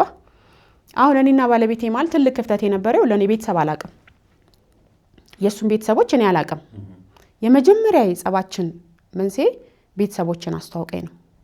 ቤተሰብ ሳያስተዋውቅ እስኪ የትኛው ሰው ነው ልጅ ከሰው የሚወለደው? አንተ እንደ ሰውኛ ስታስበው ፍቅር ትጀምራለህ፣ ወደ ጋብቻ ትሄዳለህ፣ ትውውቅ ግድ ነው ቤተሰብ። ከዛ በኋላ ነው ልጅ የሚያስፈልገው። ስቴፕ ባይ ስቴፕ ከሄድክ ማለት በደረጃ ነው። ግን ከሽምግልናው በኋላ እስቲ ቆይ ከሽምግልናው እንምጣ። ምክንያት ሊድ ያለበት ሽምግልና ማለት ነው። ሽምግልናው ተላከ፣ ቀለለልሽ፣ አትሊስት የሆነ ሀሳብ ቀለለኝ አልሽ። እውነት ነው ለሴት ይቀላል። ለዛ እኮ ነው አይደለ? ሁሉም ነገር እንግዲህ መቼም ካልጋው በኋላ ብዙ ነገሩ የሚቀረው ሴቷ ጋር ነው ይባላል አይደል? ችግሩ መከራው አይደል? ማርገዙ ቀላል ነገር አይደለም አይደል? ከዛ መውለድ ቀላል ነገር አይደለም። ማዝሮ ማሳደግ ያ ሁሉ ነገር ያ ሁሉ ፕሮሰስ ያው ከተፈጥሮም ጋር ተያይዞ ብቻ ብዙ ነገር ሴቷ ላይ ይወድቃል ማለት ነው። ግን ያንን ነገር ደግሞ እያጣጣሙ መኖር ይቻላል ነው። አሁን ያንቺ ሐሳብ ይሄ ይመስለኛል አይደል? አንዲት ሴት ቆንጆ የፍቅር ጊዜዋን ፍቅረኛ ሆና፣ ቆንጆ የትዳር ጊዜዋን ሚስት ሆና፣ ከዛ ቆንጆ ደግሞ እናት ሆና ብታጣጥሙ የተሻለ ይመረጣል። ዳስ ወለዛ ነው እኛም እኮ የምንለፋው በተቻለ መጠን ግንዛቤው ኖሮ በደንብ በተጠና ግንኙነት ውስጥ ሰዎች እንዲያልፉ ስለምንፈልግ ነውና ሽምግልናው ተካሄደ። እንግዲህ ያን እርጉዝ ነሽ ከዛ በኋላ ህይወት እንዴት ቀጠለ? ከዛ በኋላ እንዳልኩ የኔና የሱ ጭቅጭቅ እንዳለ ነው። ግን ኖርማሊ ለሰፈር ሰው ወይም ለቤት ባለትዳር ነኝ። ያው እንዳልከው አሁን ምን ይሉኛል የሚለው መልስ ስትገባ ባለትዳር ነኝ፣ ስራዬን እሰራለሁ፣ ቤቴ እገባለሁ። ደስ ካለኝ የሆነ ነገራችን ካልተመቻቸልኝ እናቴ ጋር ሄዳለሁ ምናምን። በዛ ሁኔታ 7 ወር ሞላን። ልክ 7 ወር ሲሆን ከሽምግልናው በኋላ እኮ ኦፊሻሊ ተፈቀደልሽ ወደሱ ነው ግድ ነው እንዴ? ሆዴ እየገፋ እኮ ነው የሚሄደው። ሆዴ ራሱ አቃጣሪ በለው ከፕሮግራሙ በኋላ ሳምንት አልሆነው መውጣት ሲጀምር ማለት ነው። ከዛ በቃ ገባሁኝ። እርጉዝ ነኝ፣ ባለትዳር ነኝ። ከዛ 7 ወር ሞላኝ። 7 ወር ሲሞላኝ ቆይ እስኪ እስከዛሬ አስወርጂ ሲለኝ ነበረ። አሁን እስኪ ምን ይላል አልኩና 7 ወር ሲሆነኝ ባከኔ ይሄ ነገር አልጣመኝም፣ ልጁን ላስወርደው ነው አልኩት። ትልቅ ነው 7 ወር ማለት አለኝ። ላስወርደው ነው። ምን ነው አልፈልገው ማስወርጃው አላልከኝም? ላስወርደው ነው አልኩት። ምን አይነት ሀሳብ ነው የምታስቢው አለኝ። አይ በቃ አንተ አትፈልገውም። የማይፈልግ ልጅ ደግሞ ሳስበው ተወልዶ ምን ያደርጋል አልኩት። ማን ይሄን ሀሳብ የሰጠሽ አለኝ። ጓደኛዬ። ስልኳን ስጭኝ አለኝ። ለምን ላለው ሰው ልገል ነው ብዬ አስይዛታለሁ አለኝ። ከዛ የሆነ ነገር ትረዳለህ። አይ ውስጥ ነው እንጂ ለካ ትፈልጓለህ እንዴ? አፍ ነው እንጂ ውስጥ ይፈልጓል ምናምን ብለህ እንደዛ አሰብኩኝ። ደግሞ መልሼ ማለት ለፈተና ነው እንጂ እንደዛ ያልሽ እኔ ዝም ብዬ ነው። ግን አንዳንዴ ሰው ያፉን ፍሬ ይበላል ይባላል። ያው ያልኩበት ምክንያት እነግራለሁ። ከዛ አይሆንም በፍጹም አይሆንም አለኝ። ሲለኝ እንዴ ለምን በቃ መጀመሪያ እንዲህ ብለሃል አልኩም አላልኩም በቃ አሁን ጊዜው ሄዷል፣ ከዚህ በኋላ አይሆንም ጉለጁ አለኝ። ከዛ ንሽ አልኩት። እንዳልኩ ማጣት የሚባል ነገር አለ። ሰው ማጣት አይወድም ማንኛውም ሰው። ግን እኔ ደግሞ በጣም በቃ የሆነ ቁጭ ካልኩ ማጣ ነው የሚመስለኝ። ማለት ምንም ትንሽ የሚሆን መንቀሳቀስ እፈልጋለሁ። እንደዛ እየሰራው አላረፍኩም። ስንቀሳቀስም እንደ እርጉዝ ሴት እንኳን አልንቀሳቀስም። በጣም ፈጣን ነኝና ልክ ልወልድ 9 ወሬን እንግዲህ ጨረስኩ ማለት ነው። ልወልድ ሳምንት ሲቀረኝ የመጨረሻ ቼክአፕ ጤና ጣቢያ ሄድኩኝ። ጤና ጣቢያ ሲሄድ ልጄ ሞቷል፣ ሆዴ ውስጥ ማለት ነው። አየችኝ። እንግዲህ ጠዋት ከቤት አብረን የወጣን ከሱ ጋር እንደነገርኩ የገንፎ እህል ምናምን አዘጋጅቻለሁ። ያው ሳምንት ነው የቀረኝ። ሄድኩኝ። ስታየኝ ስትነካኝ ምንም ሆድሽ ውስጥ እንቅስቃሴ ይሰማሻል አለችኝ። አይሰማኝም። ለምን እኔ ማለት ወልደ የምታቅሰው ቢሆን እንቅስቃሴ ኑር አይኑር አውቃለሁ። ገባ? እኔ ልጅ እንዴት ይንቀሳቀስ እንዴት ይሁን ምን አይነት ሴንስ ይኑረው እንትኑ የለኝም። እና ቼክአፕ አታረጊም ነበር? ቼክአፕ አረጋለሁ። እስከ መቼ ድረስ? እስከ ስንት ጊዜ አደረግሽ? እስከ መጨረሻው ቀጠሮሽ በተባልኩበት ሰዓት እሄዳለሁ። ከዛ እነሱ ምንም ያሉሽ ነገር የለም? ምንም ያሉኝ ነገር የለም። ልክ 7 ወር ከምናምን ሲሆነኝ እንደዚህ ተኝቼ እንደዚህ በጎኔ የሆነ ዝም ብሎ ብናኝ ነገር እንዲህ የሆነ ነገር ለመጨረሻ የተሰማኝን ስሜት ነው የምነግርህ። የዛን ቀን ውስጥን የሚቀፍ ነገር የለም። እንደዛ አይነት ስሜት ተሰማኝና ቤተሰብ መምሪያ ሄድኩኝ። አልትራሳውንድ ልነሳ ማለት ነው። አልትራሳውንድ ስነሳ ልጅሽ ሴት ናት እና ደግሞ እንቅልፋም ናት። አንቺ እንቅልፋም ነሽ እንዴ ያለኝ ዶክተሩ። ወይ እኔ እንቅልፋም አይደለሁም በጣም ንቁ ሴት ነኝ አልኩት። ልጅሽ ግን እንቅልፋም ናት አለኝ። እኔ ምን አሰብኩ ልጅ ሆድ ውስጥ እንደሚተኛ አይምሮዬ ሳለብኝ ማለት ነውና ግን የ7 ወር ከ15 ቀን ሲሆን ነው ጽንሱ ያቆመው ውስጤ ማለት ነው። ያንን አለኝ። በቃ ደህና ነው ያው ተኝታለች በሚለው ነው የምታስበውና ሴት ልጅ እርጉዝ ነኝ ምናምን በሚለው ሴት እንደምወልድ ምናምን አይምሮዬን እየሳልኩት በጣም ብዙ ነገር ታስባለህ ትስላለህ ምናምን። ከዛ ያ የገንፎ እህል ተዘጋጀ። ያችን ቀን ሲሄድ እንዲህ ብትነካኝ እንደ ቁስል ነው ሆዴን የሚያመኝ። ከ7 ወር በኋላ ከ7 ወር ከ15 ቀን በኋላ ሄድሽው 9 ወር ላይ ነው? 9 ወር ሳምንት በቃ 9 ወርን ከጨረስክ በኋላ የሚጨመሩ ቀናቶች አሉ። እነዛ ቀናቶች ላይ ነው። ከዛ በፊት ቀጠሮ ምናምን አልነበረሽ? ነበረኝ። ሄጄ ታይቼን የመጣሁት ደህና ነሽ ነው የሚሉኝ። ከዛ የዛን ቀን አየችኝ ስትነካኝ ውስጤ እንደ ቁስል ነው የሚያመኝ ማለት ነው። ከዛ ውስጥሽ ግን ይንቀሳቀሳል አለችኝ። አረ ምንም አይንቀሳቀስም አልኳት። ከመቼ ጀምሮ አለች። ወይ በጣም ቆይቷል አልኳት። እና ለምን ሐኪም ቤት አልሽም ስትለኝ እንዴ ምን ሆኜ ሊድ በቀጠሮዬ ነው የምመጣው ምን ሆንኩ ብዬ ሊድ ህመም ምናምን አያምሽም አለችኝ። እንደዚህ ከፍሎ ራሴን በጣም ያመኝ ነበረ በጣም ከምል በላይ ማለት ነውና የቡና ሱስ እየመሰለኝ በጣም እየደጋገምኩ ቡና ጠጣለሁ። ረጅም መንገድ መሄድ አልችልም። መንገድ ላይ ድክም ይለኛልና እቆማለሁ። እየሄድኩ እቆማለሁ። ለካ ያ ነገር እየከበደኝ ነው። ከዛ ቆይ እስኪ አሁን ምንም ልልሽ አልፈልግም ግን አልትራሳውንድ ተነሽና ነው ያለች። ከዛ እሺ አልኩና ሄጄ አልትራሳውንድ ተነስቼ መጣሁ። አንድ ቦታም አልተነሳውም። ዶክተር ጀማል የሚባል አለ ዛይርኩ ተነሳው 7 ወር ከ15 ቀን ላይ ነው ጽንሱ እድገት ያቆመው አለኝ። ድጋሚ ዶክተር አበበ ጋር አለ የሚባሉ ዶክተሮች ጋር ሄድኩኝ። 3 ዶክተሮች ጋር ሲሄድ ወይ ጽንሱ 7 ወር ከ15 ቀን ላይ ነው እድገት ያቆመው ይሉኛል። በኢየሱስ ከዛ ተመልሼ ጤና ጣቢያ ሄድኩኝ ማለት ነው። ጤና ጣቢያ ሲሄድ ስል እንደዚህ አሉኝ። ሪፈር ወደ ሆስፒታል እዚህ አንችልም ሪፈር ወደ ሆስፒታል አለችና ሪፈር ጻፉልኝ ማለት ነው። ሆስፒታል ሄድኩኝ። ሆስፒታል ሲሄድ ሙሉ ምርመራ አድርጊና ጤንነትሽ እየተነካ ከሆነ ውስጥሽ ጤንነትሽን እንትን ያለው ከሆነ አልጋ ትይዣለሽ አሁን ግን ምንም አይነት ጉዳት እየፈጠረ ካልሆነ ደግሞ የምጥሽን ቀን እንጠብቃለን አለኝ ማለት ነው። እሺ አልኩና ሄድኩኝ ተመረመርኩ። ስመረመር ልጁ መውጣት አቅቶት ወደ ልቤ እንትን ብሎ ልቤ ታፍኗል። ከዛ በጣም ነው በዚህ አጋጣሚ አዳማ ሆስፒታሎችን በጣም ነው ማመሰግነው። በጣም ነው የተራባረቡልኝ ማለት ነው ከምልህ በላይ።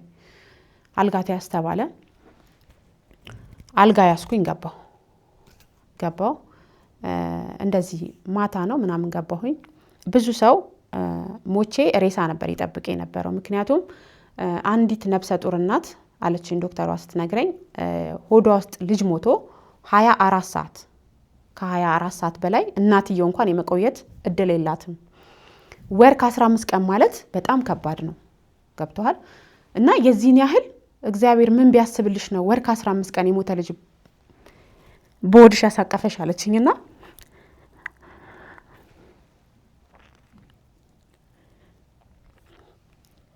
ቀጥታ አልጋ ነው ያስኩት ማለት ነው። አልጋ ያስኩኝ በጣም ተረባረቡልኝ እና እስከዛን ሰዓት ድረስ ልጄን እንደማቀፍ ተስፋ ነበረኝ። ምክንያቱም ከሚያወሩልህ ነገር አንፃር 24 ሰዓት ነው ያለችኝ። ወር ከ15 ቀን ሲባል እግዚአብሔር ምን አይነት ታሪክ ሊሰራ ነው እኔ ላይ እና የሰፈር ሰው እንደዚህ ጸበል ይላሉ ምናምን ሁሉም የጭንቀቱን ማለት ነው። እና እናቴ እንዲሁም መንታ ቢሆኑ ነው አለች። መንታ ሆነው መላውስ ቦታ ቢያቅታቸው እንጂ የዚህን ያህል አይቆይም አለች። ከዛ ገባሁኝ። እግዚአብሔር ይመስገን ያ ነገር በራሳቸው በእንትን ወለድኩኝ ማለት ነው። ወለድኩኝ የዛኔ ነበረ እሱ ከጎኔ ማለት ነው። ህይወት የሌለው ልጅ ወለድኩኝ። ምንድን ነበር ማለት አሁን አውቀሻል ህይወት የሌለው ልጅ እንደሆነ ከ7 ወር ከ15 ቀን በኋላ እንቅስቃሴ የለውም ተብለሽ ነበር። ያን የመጀመሪያው ነገር ስትሰሚ ማለት ሆድሽ ውስጥ ልጅ የለውም የሚለውን ነገር የሰማሽው ነፍስ የለውም በቃ ነፍስ የለውም የሚለውን ነገር የሰማሽው 9 ወር ከሞላሽ በኋላ ነው? ሳምንት ጭማሪ ላይ ያልኩ ጭማሪ ላይ እሱ ላይ ነው የሰማሽው? አዎ ሳምንት ማለት ነው። በቃ እኔ የምጠብቀው ተዘጋጅቷል ሁሉም ነገር። ምክንያቱም የቀረኝ ሳምንት ነው ምናምን ነው። ምክንያቱም ስሰማ ወይ 9 ወር ከሳምንት ወይ 9 ወር ከ15 ቀን ከዛ በላይ አትቆይም ይባላልና እኔ ያችን ሳምንት ነው እንደሞልድ እጠብቅ የነበረው። ገባ? ግን ወደ ወር ከእንግዲህ 7 ወር ከ15 ቀን ማለት 9 ወር ድረስ ወደ ወር ከምናምን ነው እንግዲህ ሶስቱም ቦታ አልትራሳውንድ ስነሳ 7 ወር ከ15 ቀን ላይ ነው እድገት ያቆመው ነው የሚሉኝ ማለት ነውና ወር ከምናምን ነው ሆዴ ውስጥ እንደዛው ነው የተቀመጠው።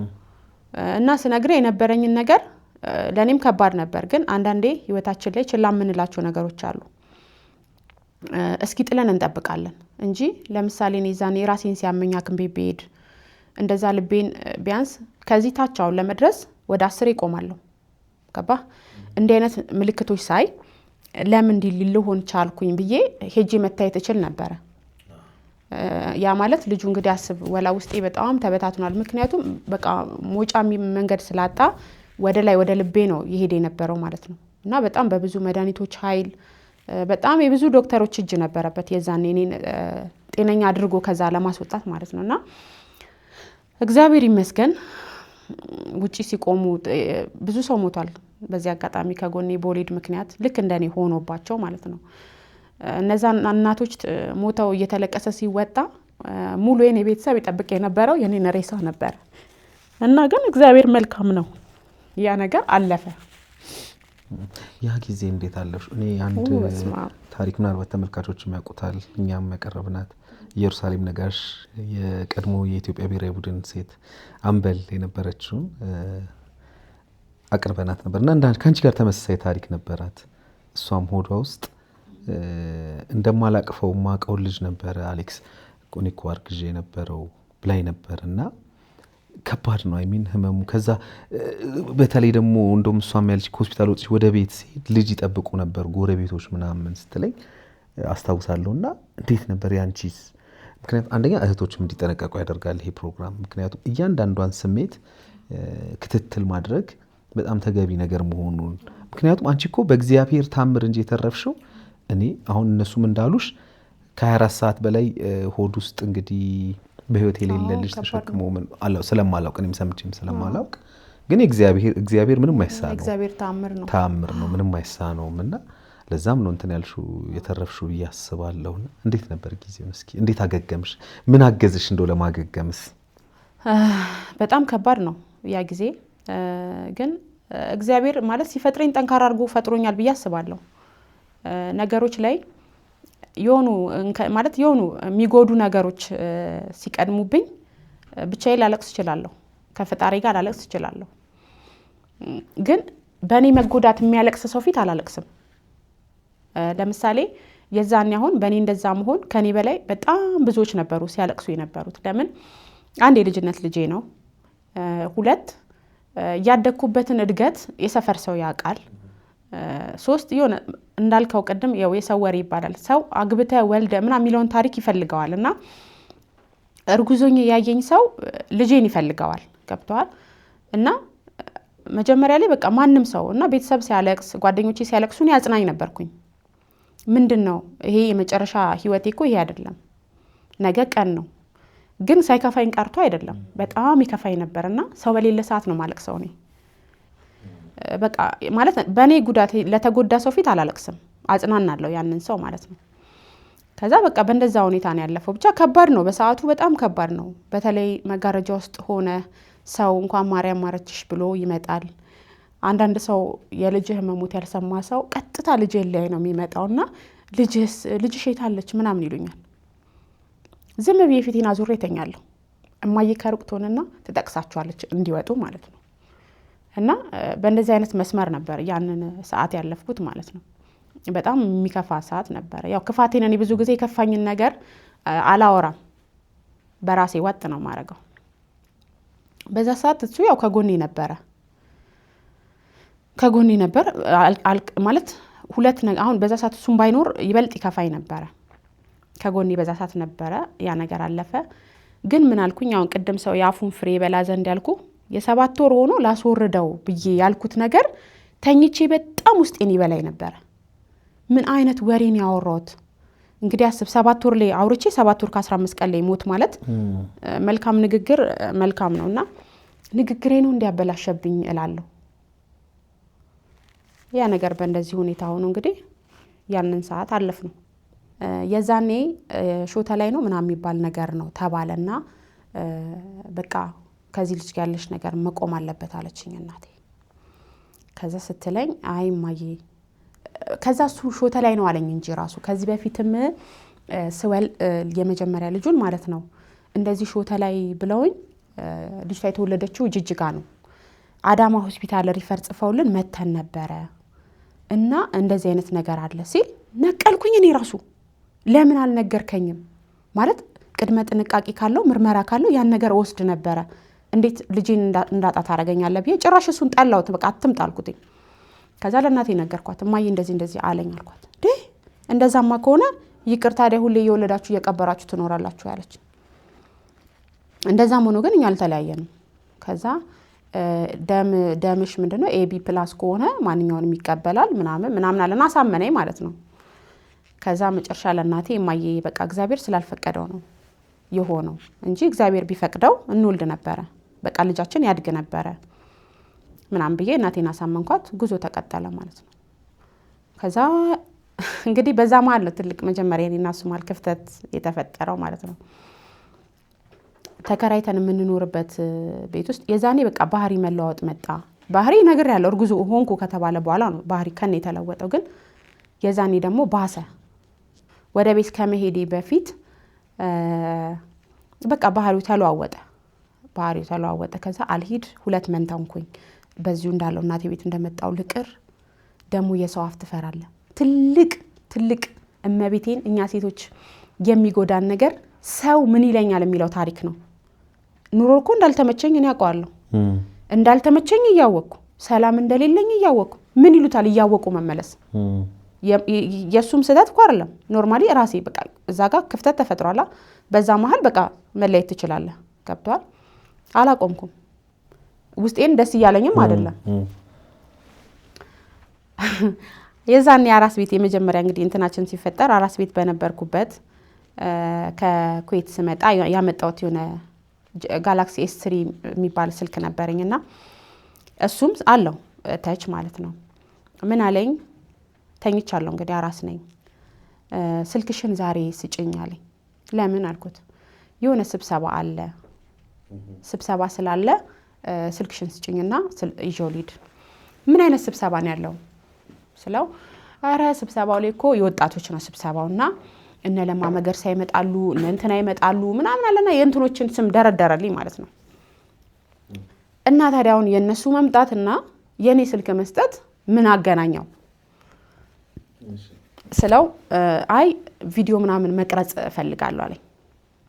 ሰጠሁት ስልኩን ማለት ነው። ያው የአረብ ሀገር ሴት ስልክ መስጠት ማለት እናውቀዋለን። ምክንያቱም ስልክ ደም ስር ነው። ስደት ለለመደ ሰው ማለት ነው። ማርያምን የምሬን ነው።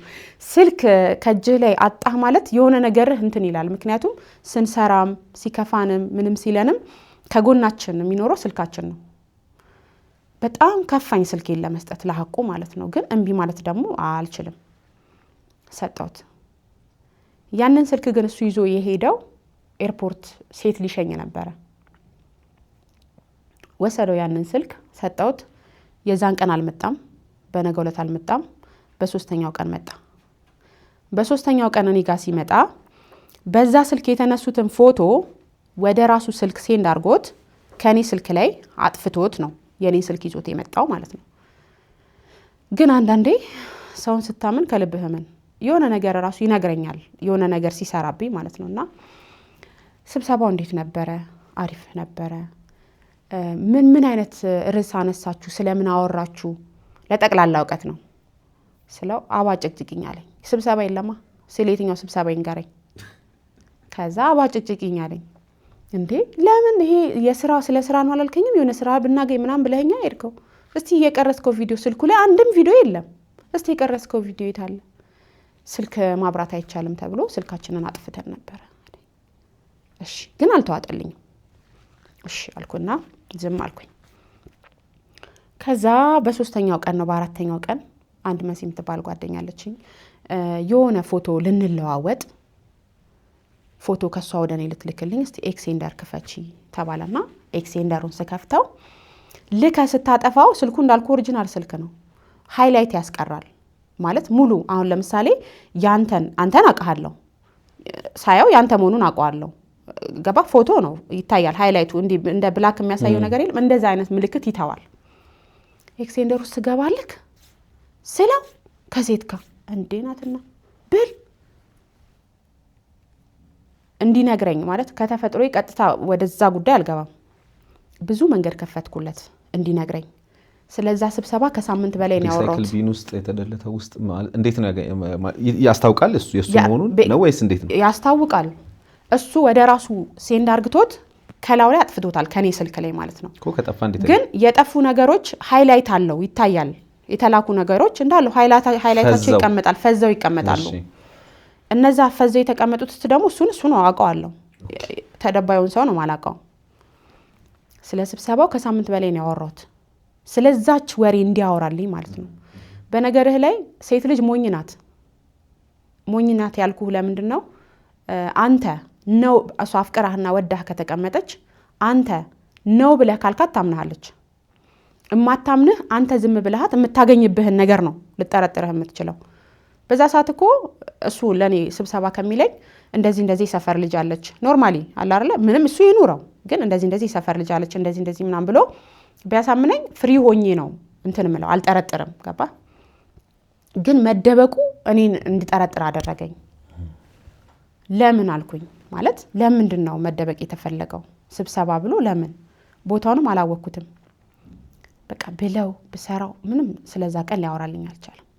ከዚህ የሆነ ጓደኛ አለው በዚህ አጋጣሚ እግዚአብሔር ያክብርልኝ በጣም ነው የሚያከብረኝና ሁሌ ምንም ያርግሱ መደበቅ አይችልም ማለት በግልጽ እንዲህ ባይለኝም ብዙ ነገሮችን ከዛ በላይ ከዚህኛ ኢንፎርሜሽን አገኝበታለሁ ካለው ነገር አንፃር ዝም ብሎ አንዳንድ ሰው ሸታም ሲቀባጥር የለም ከነዛ ምናምን ይይዝበታለሁ። ከዛ እንደዚህ ያለኝ ይያለ እንደዚሁ ምንም ሳንፈታው የዛን ቀን ታሪክ ሳንፈታው እኔ ከአራስ ቤት ተነሳው። በቃ አልተኛም አልኩኝ። ተኝ ሲሉኝ ልጄ ለበባዶ ቤት ለምን ተኛለሁ? ቢያንስ ትጎጃለሽ መውለድ ይሻላል 1 ወር ተኝ ባሉኝ 1 ወር እንደምንም ተጣጥሬ ተኛው። ከ1 ወር በኋላ በቃ መውጣት አለብኝ አልኩኝና ተነስቼ ወደ ቤት ሄድኩኝ። ወደ ቤት ሄድኩልና ከዛ ጎረቤቶች ነበሩ ተከራያችንና እንኳን ደህና መጣሽ ምናምን ብለው በቃ የሚያጽናና ማጽናንቶ ምናምን ወደ ቤት ገባው። አከራይዋ ሴትዮ አልነበሩም የዛን ሰዓት። ከዛን ማታ ላይ ልብስ ላጥብ አውጥቼ እንደዚህ በር ላይ እንትን ስል አሮጊቷ መጡ ማለት ነው። ከዛ አንደኛዋ ማማ አለቻቸው። አቤት ሚጣኮ መታለች አትጠይቋትም እንዴ አለቻቸው። ከዛ ውይ የኔ ልጅ እሷ ናት እንዴ? እኔ እኮ ያቺኛዋ መስላኝ ነው አሉ ሴትየዋ። ያቺኛዋ ማለት ማን ናት? አረ ያቺኛዋ አይደለችም እሷ ናት አለቻቸው።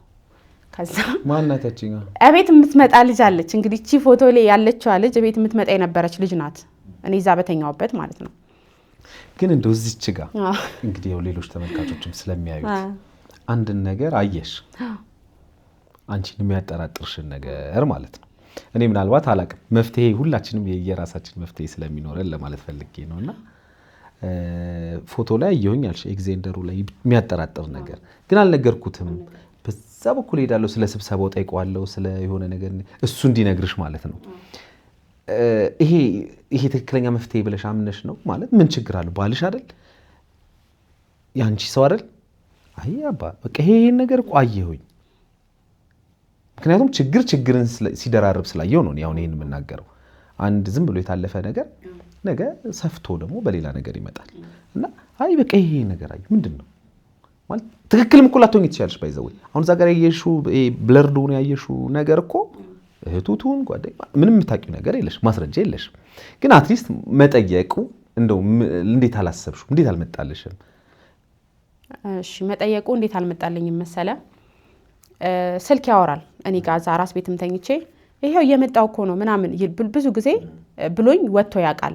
እነዛ ስልኮች ራሱ እኔን ያጠራጥሩኛል። አንድ በለልኝ።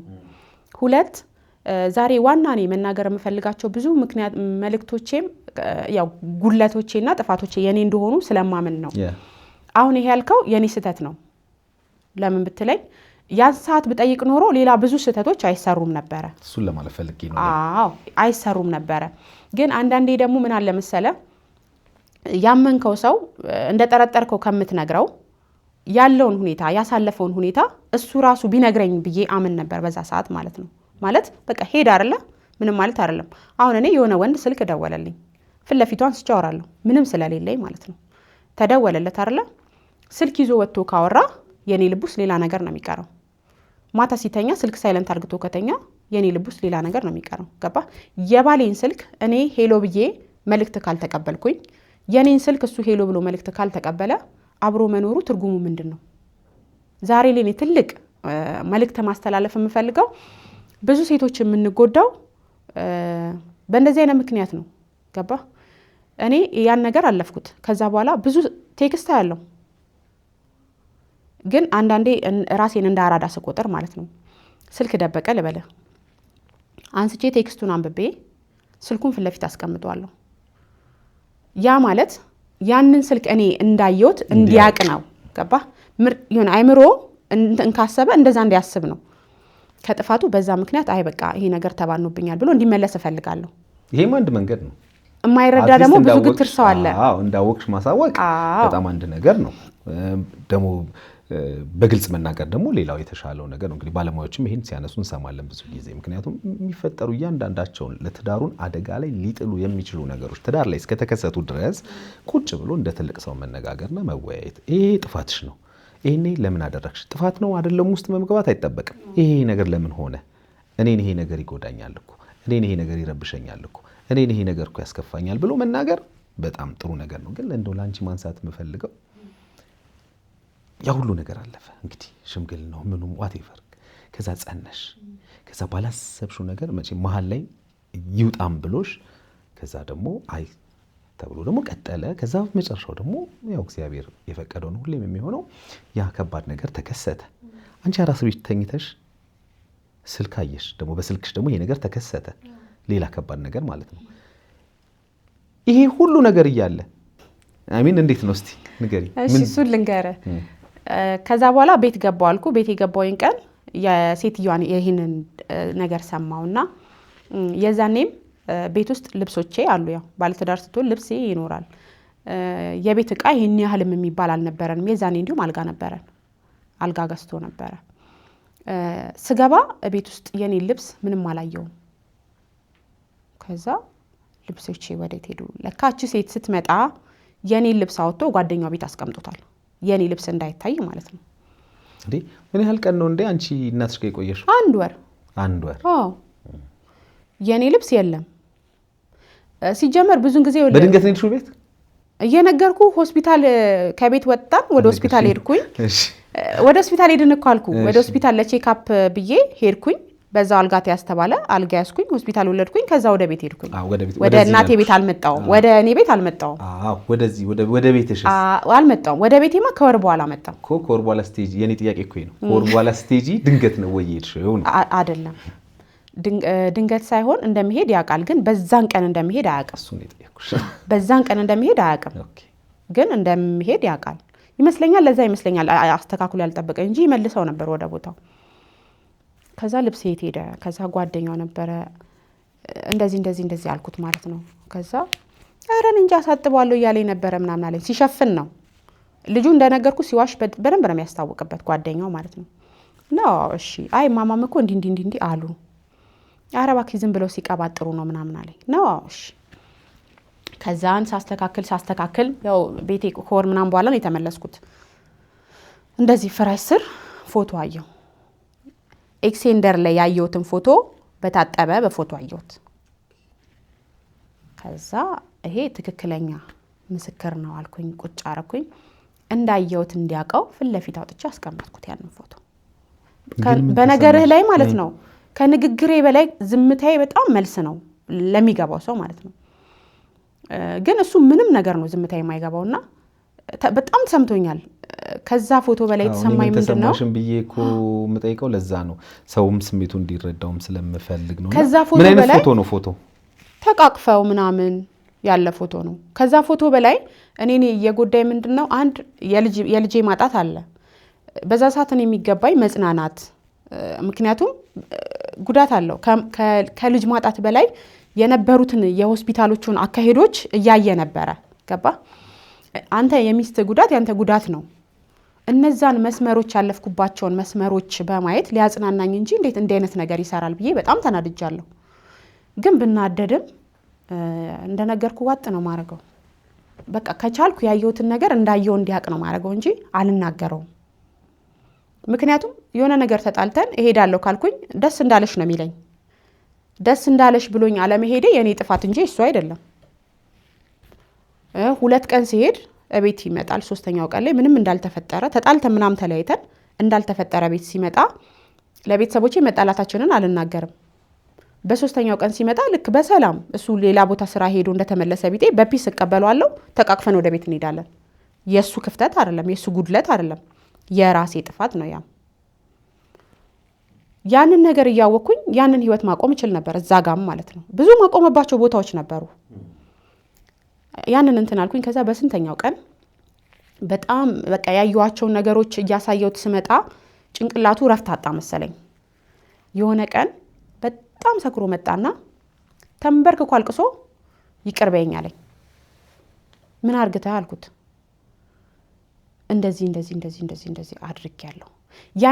ያን ይቅርታ ከማለቱ በፊት የራሱ ስልክ ልኔ ሲቀመጥ ከላይ እንደዚህ አዲስ የሚል ነገር እንትን ቴክስት ነው ሲገባ እንዲህ ሃይላይት ከላይ እንዲህ ሲገባ ይታየለ ሲገባ አየሁት። ስሙን ብቻ ነው ያስኩት። ያ ስም ደግሞ በስልክ ሲያወራ ሲጠራ ሰምቼዋለሁ። ቀጥታ በራሴ ስልክ ሰርች አረኩና ኤፍቢ ላይ ገብቼ ያችን ሴት አገኘኋት። ሰላም ምናም ብዬ እንደሱ ሆኜ ነው እንደዚህ ነኝ ምናም ብዬ አወራኋት። እሺ የኔ ፍቅር ምናምን አለችኝ ማለት ነው። እንደሱ ነሽ እንዴት አወራሽ? እንደራሱ የራሱ ነው ስልኩ እኮ የራሱ ነው። በራሱ ስልክ ነው እንዴ? ኦኬ እሺ። ከዛ እሺ ምናምን ስትለኝ የኔና የሱን ፎቶ ላኩላት። እሺ ከዛ ይሄማ እኔን ተስፋ ለማስቆረጥ ነው ምናምን አለችኝ ማለት ነው። ከዛ ወዲያውንም ቮይስ ላኩላት። ወይ ይቅርታ እናት አንቺን ተስፋ ለማስቆረጥ አይደለም፣ ግን ደስ ከሚለኝ ሐቂቃውን ነው የነገርኳት። ሚስቱ ነኝ እንደዚህ ወልጄ እንደዚህ ሆኖብኝ እንደዚህ ተኝቼ ባለበት ሰዓት ላይ ብዬ አወራውላት። ሳወራላት አዎ የተገናኙበት ያንን ክፍተት እንደሆነ እሷም ነገረችኝ። አዎ እንደዚህ ሸኝቶ ምናምን አሁን ዱባይ ነኝ ያለሁት ምናምን አለችኝ። እሷም የወለ ልጆች እናት ናትና እንደዚህ ትለኝ ባለማወቅ ነው የገባውበት አለችኝ። እና እሷም እንዲሁም እንደ ታላቅ ምን አለችኝ፣ ልጅ ነሽ አለችኝ፣ እንዳይሰማሽ እንዳይደብርሽ፣ ማንኛውም ሰው እግዚአብሔር ያለው ልጅ ያድጋል፣ እግዚአብሔር ያላለው ልጅ ይጠፋል። የእግዚአብሔር ስራ ነው ሁሉም ነገር። ሲጀመር ይሄ ነገር የሆነብሽ እግዚአብሔር አንቺ ህይወት ውስጥ እሱን ስላልፈለገው ነው። በተቻለሽ አቅም ከህይወትሽ አስወጪው ውጪ። ይሄንን ምልሽ ግን ለኔ ፈልጌው እንዳይመስልሽ። እኔ የሸኛኝ ቀን ነው ህይወታችን የተቋረጠው፣ ምክንያቱም የማይሆነኝ ሰው እንደሆነ ስለገባኝ አለችኝ ማለት ነው። ስትለኝ አላመንኳትም። ይሄ እንግዲህ ፎቶን ከማየትሽ በፊት ነው? አዎ ለምን ፎቶንም አልጋው ስር አይቻለሁ እኮ አልኩ ሳጸዳ። ከይቅርታው በፊት ነው? ከይቅርታው በፊት ነው እንጂ ፎቶንም አየው እኮ። ስታሳዩ ግን ምን አለሽ ታዲያ? የዛን ጊዜ አላሳየሁትም። እንዳየት እንደዚህ ፊት ለፊት ጠረጴዛ ላይ ቁጭ አረኩለት። ጠረጴዛ ላይ ሲያየው ድንገት ረስቶት መሰለውና አነሳብኝ መልሶ። እኔ እኮ ከፍራሽ ስር እኮ ነው አይቼ ከፍራሽ ስር አይቼ ነው ጠረጴዛ ላይ እንዳየሁት እንዲያቅ ነው። መልሶ ደበቀብኝ እንዳላየሁት ነገር ማለት ነው። እና ነገርኳት ያለውን ነገር እና በቃ እንደ ታላቅ መከረች ምናምን። እሺ አልኳት። ከዛም በኋላ ከዚህ በኋላ የሆነ ቀን ሰከረ መጣና ይቅርታ አድርጊልኛል። ይሄን ሁሉ ከሷ ጋር እንዳወራው አያውቅም። ካወሯት በኋላ እንዳለ ሜሴጁን አጥፍቼዋለሁ እና እንዳወራውሽ እንዳትነግሪው ብያታለሁ። ለምን ጸብ እንዳይፈጠር ስለፈለኩኝ ማለት ነው። ከዛ ይቅርታ አድርጊልኛል። ለምን ምን አጥፍተህ አልኩት። አይ አንቺ እኮ እዛ ቤት ተኝተሽ እንደዚህ ጓደኛዬ እሺ ምናምን እና እንደዚህ ዱባይ ወስዳለሁ ብላኝ ምናምን ልክ እንደ ሕፃን ልጅ ተታሎ አብሯት እንደሆነ አይነት ስሜት ማለት ነው። ከዛ ይቅርታ አድርጌልሃለሁ አልኩት። ግን አልኩት ከዚህ በኋላ ይቅርታ ማድረጉ ችግር የለውም፣ ግን እንዴት ነው የምንተማመነው? አሁን ከዚህ በኋላ ምንም ምክንያቱም ላምን አልችልማ። ገባ? እስከዛን ቀን ድረስ የልቤን ነው የምልህ ማለት ነው። ለሰከንድ ጠርጥሬው አላቅም እስከ ስብሰባው ቀን ድረስ ማለት ነው። ያንን ኤክሴንደር ላይ እስከ ማየቴ ቀን ድረስ። ከዚህ በኋላ ግን ምን አይነት ልብ ነው የሚኖረኝ አልኩኝና ግን ይቅርታ አድርጌልሃለሁ አልኩት። ልቤ ምን አደረኩ ነው ግን እንደዚህ ያረኩ ሲልሽ ሁሉንም በቃ ማለት አብሯት እንደተኛ ምናምን ኤርፖርት ሄዶ እንደሸኛት ብቻ ወስደሃለሁ ብላው እንደሆነ እንደ ሕፃን እንደተታለለ አይነት ስሜት ነው ያወራልኝ። ከዛ እሺ ይቅርታ አድርጌልሃለሁ አልኩት። ከዛ በኋላም ኑሮ እየኖርን ነው። ከዛ እየኖርን እዛ ግቢ ሲገባ ሲወጣ በጣም ነው ከጎረቤቶቹ ጋር ሰላም ነኝ። አድርገሽ ነው ከልብሽ መኖር የጀመርሽ? አላረኩም። ግን መፋታት ፈራው። ለምን እንደሆነ አላውቅም። በቃ ተለያይቶ መኖር ውስጤ የሆነ ፍራቻ አሳደረብኝ። በቃ መለያየት የሚባለው ታሪክ አልፈለኩትም። ከዛ ኖርኩ። ግን ልቤ እንትን አይደለም፣ እምነት የለውም። አይከብድም? በጣም ነው የሚከብደው ከምል በላይ። ሰው ሳታምነው መኖር በጣም ይከብዳል። ትልቁ ነገር እሱ ነው። ስንገባ ስንወጣ ደህና አደርሽ ይሉኛል፣ እሱን አይሉትም። ብቻውን ሲወጣ ሽሽሽሽ ምናምን ይላሉ። ያ ነገር እሱን ረበሸው።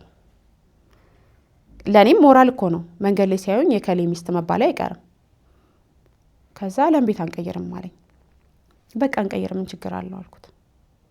ከዛ እሺ ምናምን ተባለ። እኔ ስራ በሄድኩበት ለኔ ሳይነግረኝ ያንን ቤት ቀየረው። እኔ ስራ ሰርቼ ምናምን ማታ እንግዲህ ባላለኝ ቤት አለኝ ስራ ሰርቼ ምናምን ማታ ወደ ቤቴ ልገባ ሲሄድ ቤቱ ባዶ ነው የተከራየንበት ቤት አልነገረኝም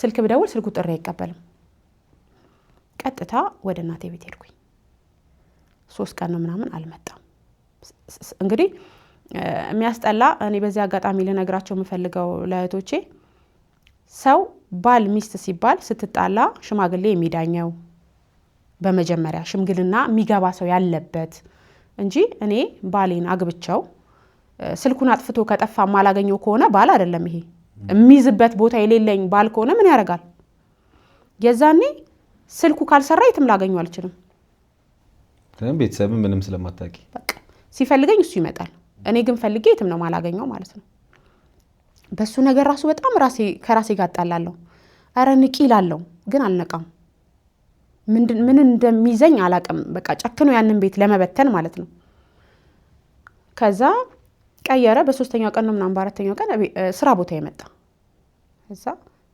ሲመጣ ደግሞ ምን ፈራለው መሰለ ግርግር ፈራለው የሆነ የጻብ ግርግር ምናምን የለም ይመስለኛል በጣም እሱም ያችን ፓርት ነው የሚጠቀምባት ማለት ነውና ስራ ቦታ ሲመጣ በቢስ ሰላም አልኩት ምንም እንዳልተፈጠረ ነገር ምናምን ነው ከዛ እንኪ ቁልፍ አለ የምን ቁልፍ የቤት ቁልፍ እንዴ ቤቱን ቀይራው የለ እንዴ አልኩት ከዛ አው ቀይራለው ምናምን አለኝ እሺ ታዲያ ለምዶ ሳትነግረኝ ቀየርከው እንደ ቤት እንደ ኑሮ እንደ ህይወታችን እኮ አንድ የተከራየህበትን ቤት ስትቀይር ማወቅ አለብኝ ምክንያቱም ሰርቼ ላርፍ ምገባው ቤቴ ነው ገባ ከዛ እኔ ማሳወቅ ስፈልግ አሳውቅሻለሁ ካልፈለኩ ደግሞ ግዴታ የለብኝም አለኝ እሺ አልኩት የዛኔ ትልቅ ለራሴ ወሰንኩኝና በቃ እዛች ጋር ማቆም አለብኝ ብያሰብኩኝና ቤት ውስጥ ከኩዌቲያቸው የመጣቸው ብርድ ልብሶች ምናምን ነበሩ የሆነ እንደሳት ነው ስደት ላይ ሆነ ያፈራው ነገር በጣም ነው የሚያናድደው በጣም ማለት ነውና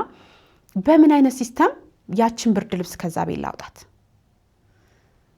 ከዛ ባይ ምንም ቁልፍ የሰጠሽ አልሰጠኝም እንዴ ሊያሳየኝ ነው እንጂ እኮ መለሰው ቁልፉንም አልሰጠኝም መቀየሩን ብቻ እንትን እንደልለት ነው ከዛን እንደዚህ አይነት ሁኔታ ሳምንት አለፈን ማለት ነው ቤቱን ሳላየው የተከራየበትን ማለት ነው ውስጤ ተናዷል ተቃጥሏል አይገልጸውም የሆነ ጸጉር የሚቆርጥ ጓደኛ ነበርውና እንደዚህ ብዬ ስለው አስፓልት ተሻግረሽ ብትመጪ አለኝ ራሱ ማለት ነው አስፓልት ተሻግረሽ ብትመጪ ውርድ ከራሴ አለኝ አይ ነገር የሆነ ሁካታ ሊፈጥር አስቧል ማለት ነው አልኩና አስፓልትም አልተሻገርኩም ያንን ሳምንት እቤት ማዘርጋ ሄድኩኝ ከዛ መጨረሻ ላይ ያው መምጣት ፈለገ ማለት ነው ያው ሲፈልግ ነው የመጣው ያ ሳምንት ምንድነው ተለያይታችሁ ነው በቃ በለው እቤት ነው ማድረው ስራው ላለው ይመጣል በስርዓት ይበላል ይጠጣል ይሄዳል እንግዲህ ይሄ ደግሞ ሌላ ተጨማሪ ሬድ ፍላግ ይሄ በጣም ምልክቶችን በጣም ከባድ ዳርና አደጋ ላይ የሚጥሉ ምልክቶችን አንቺ ከበቂ በላይ ነው ያየሽው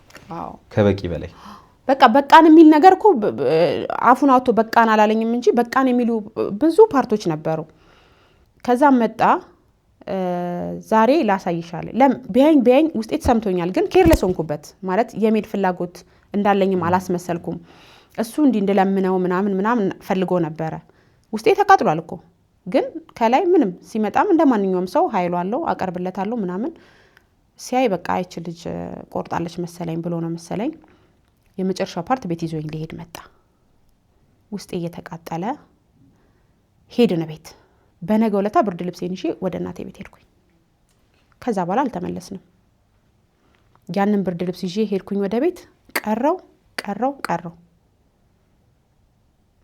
በስንተኛው ጊዜ ፔሪድ ቀረ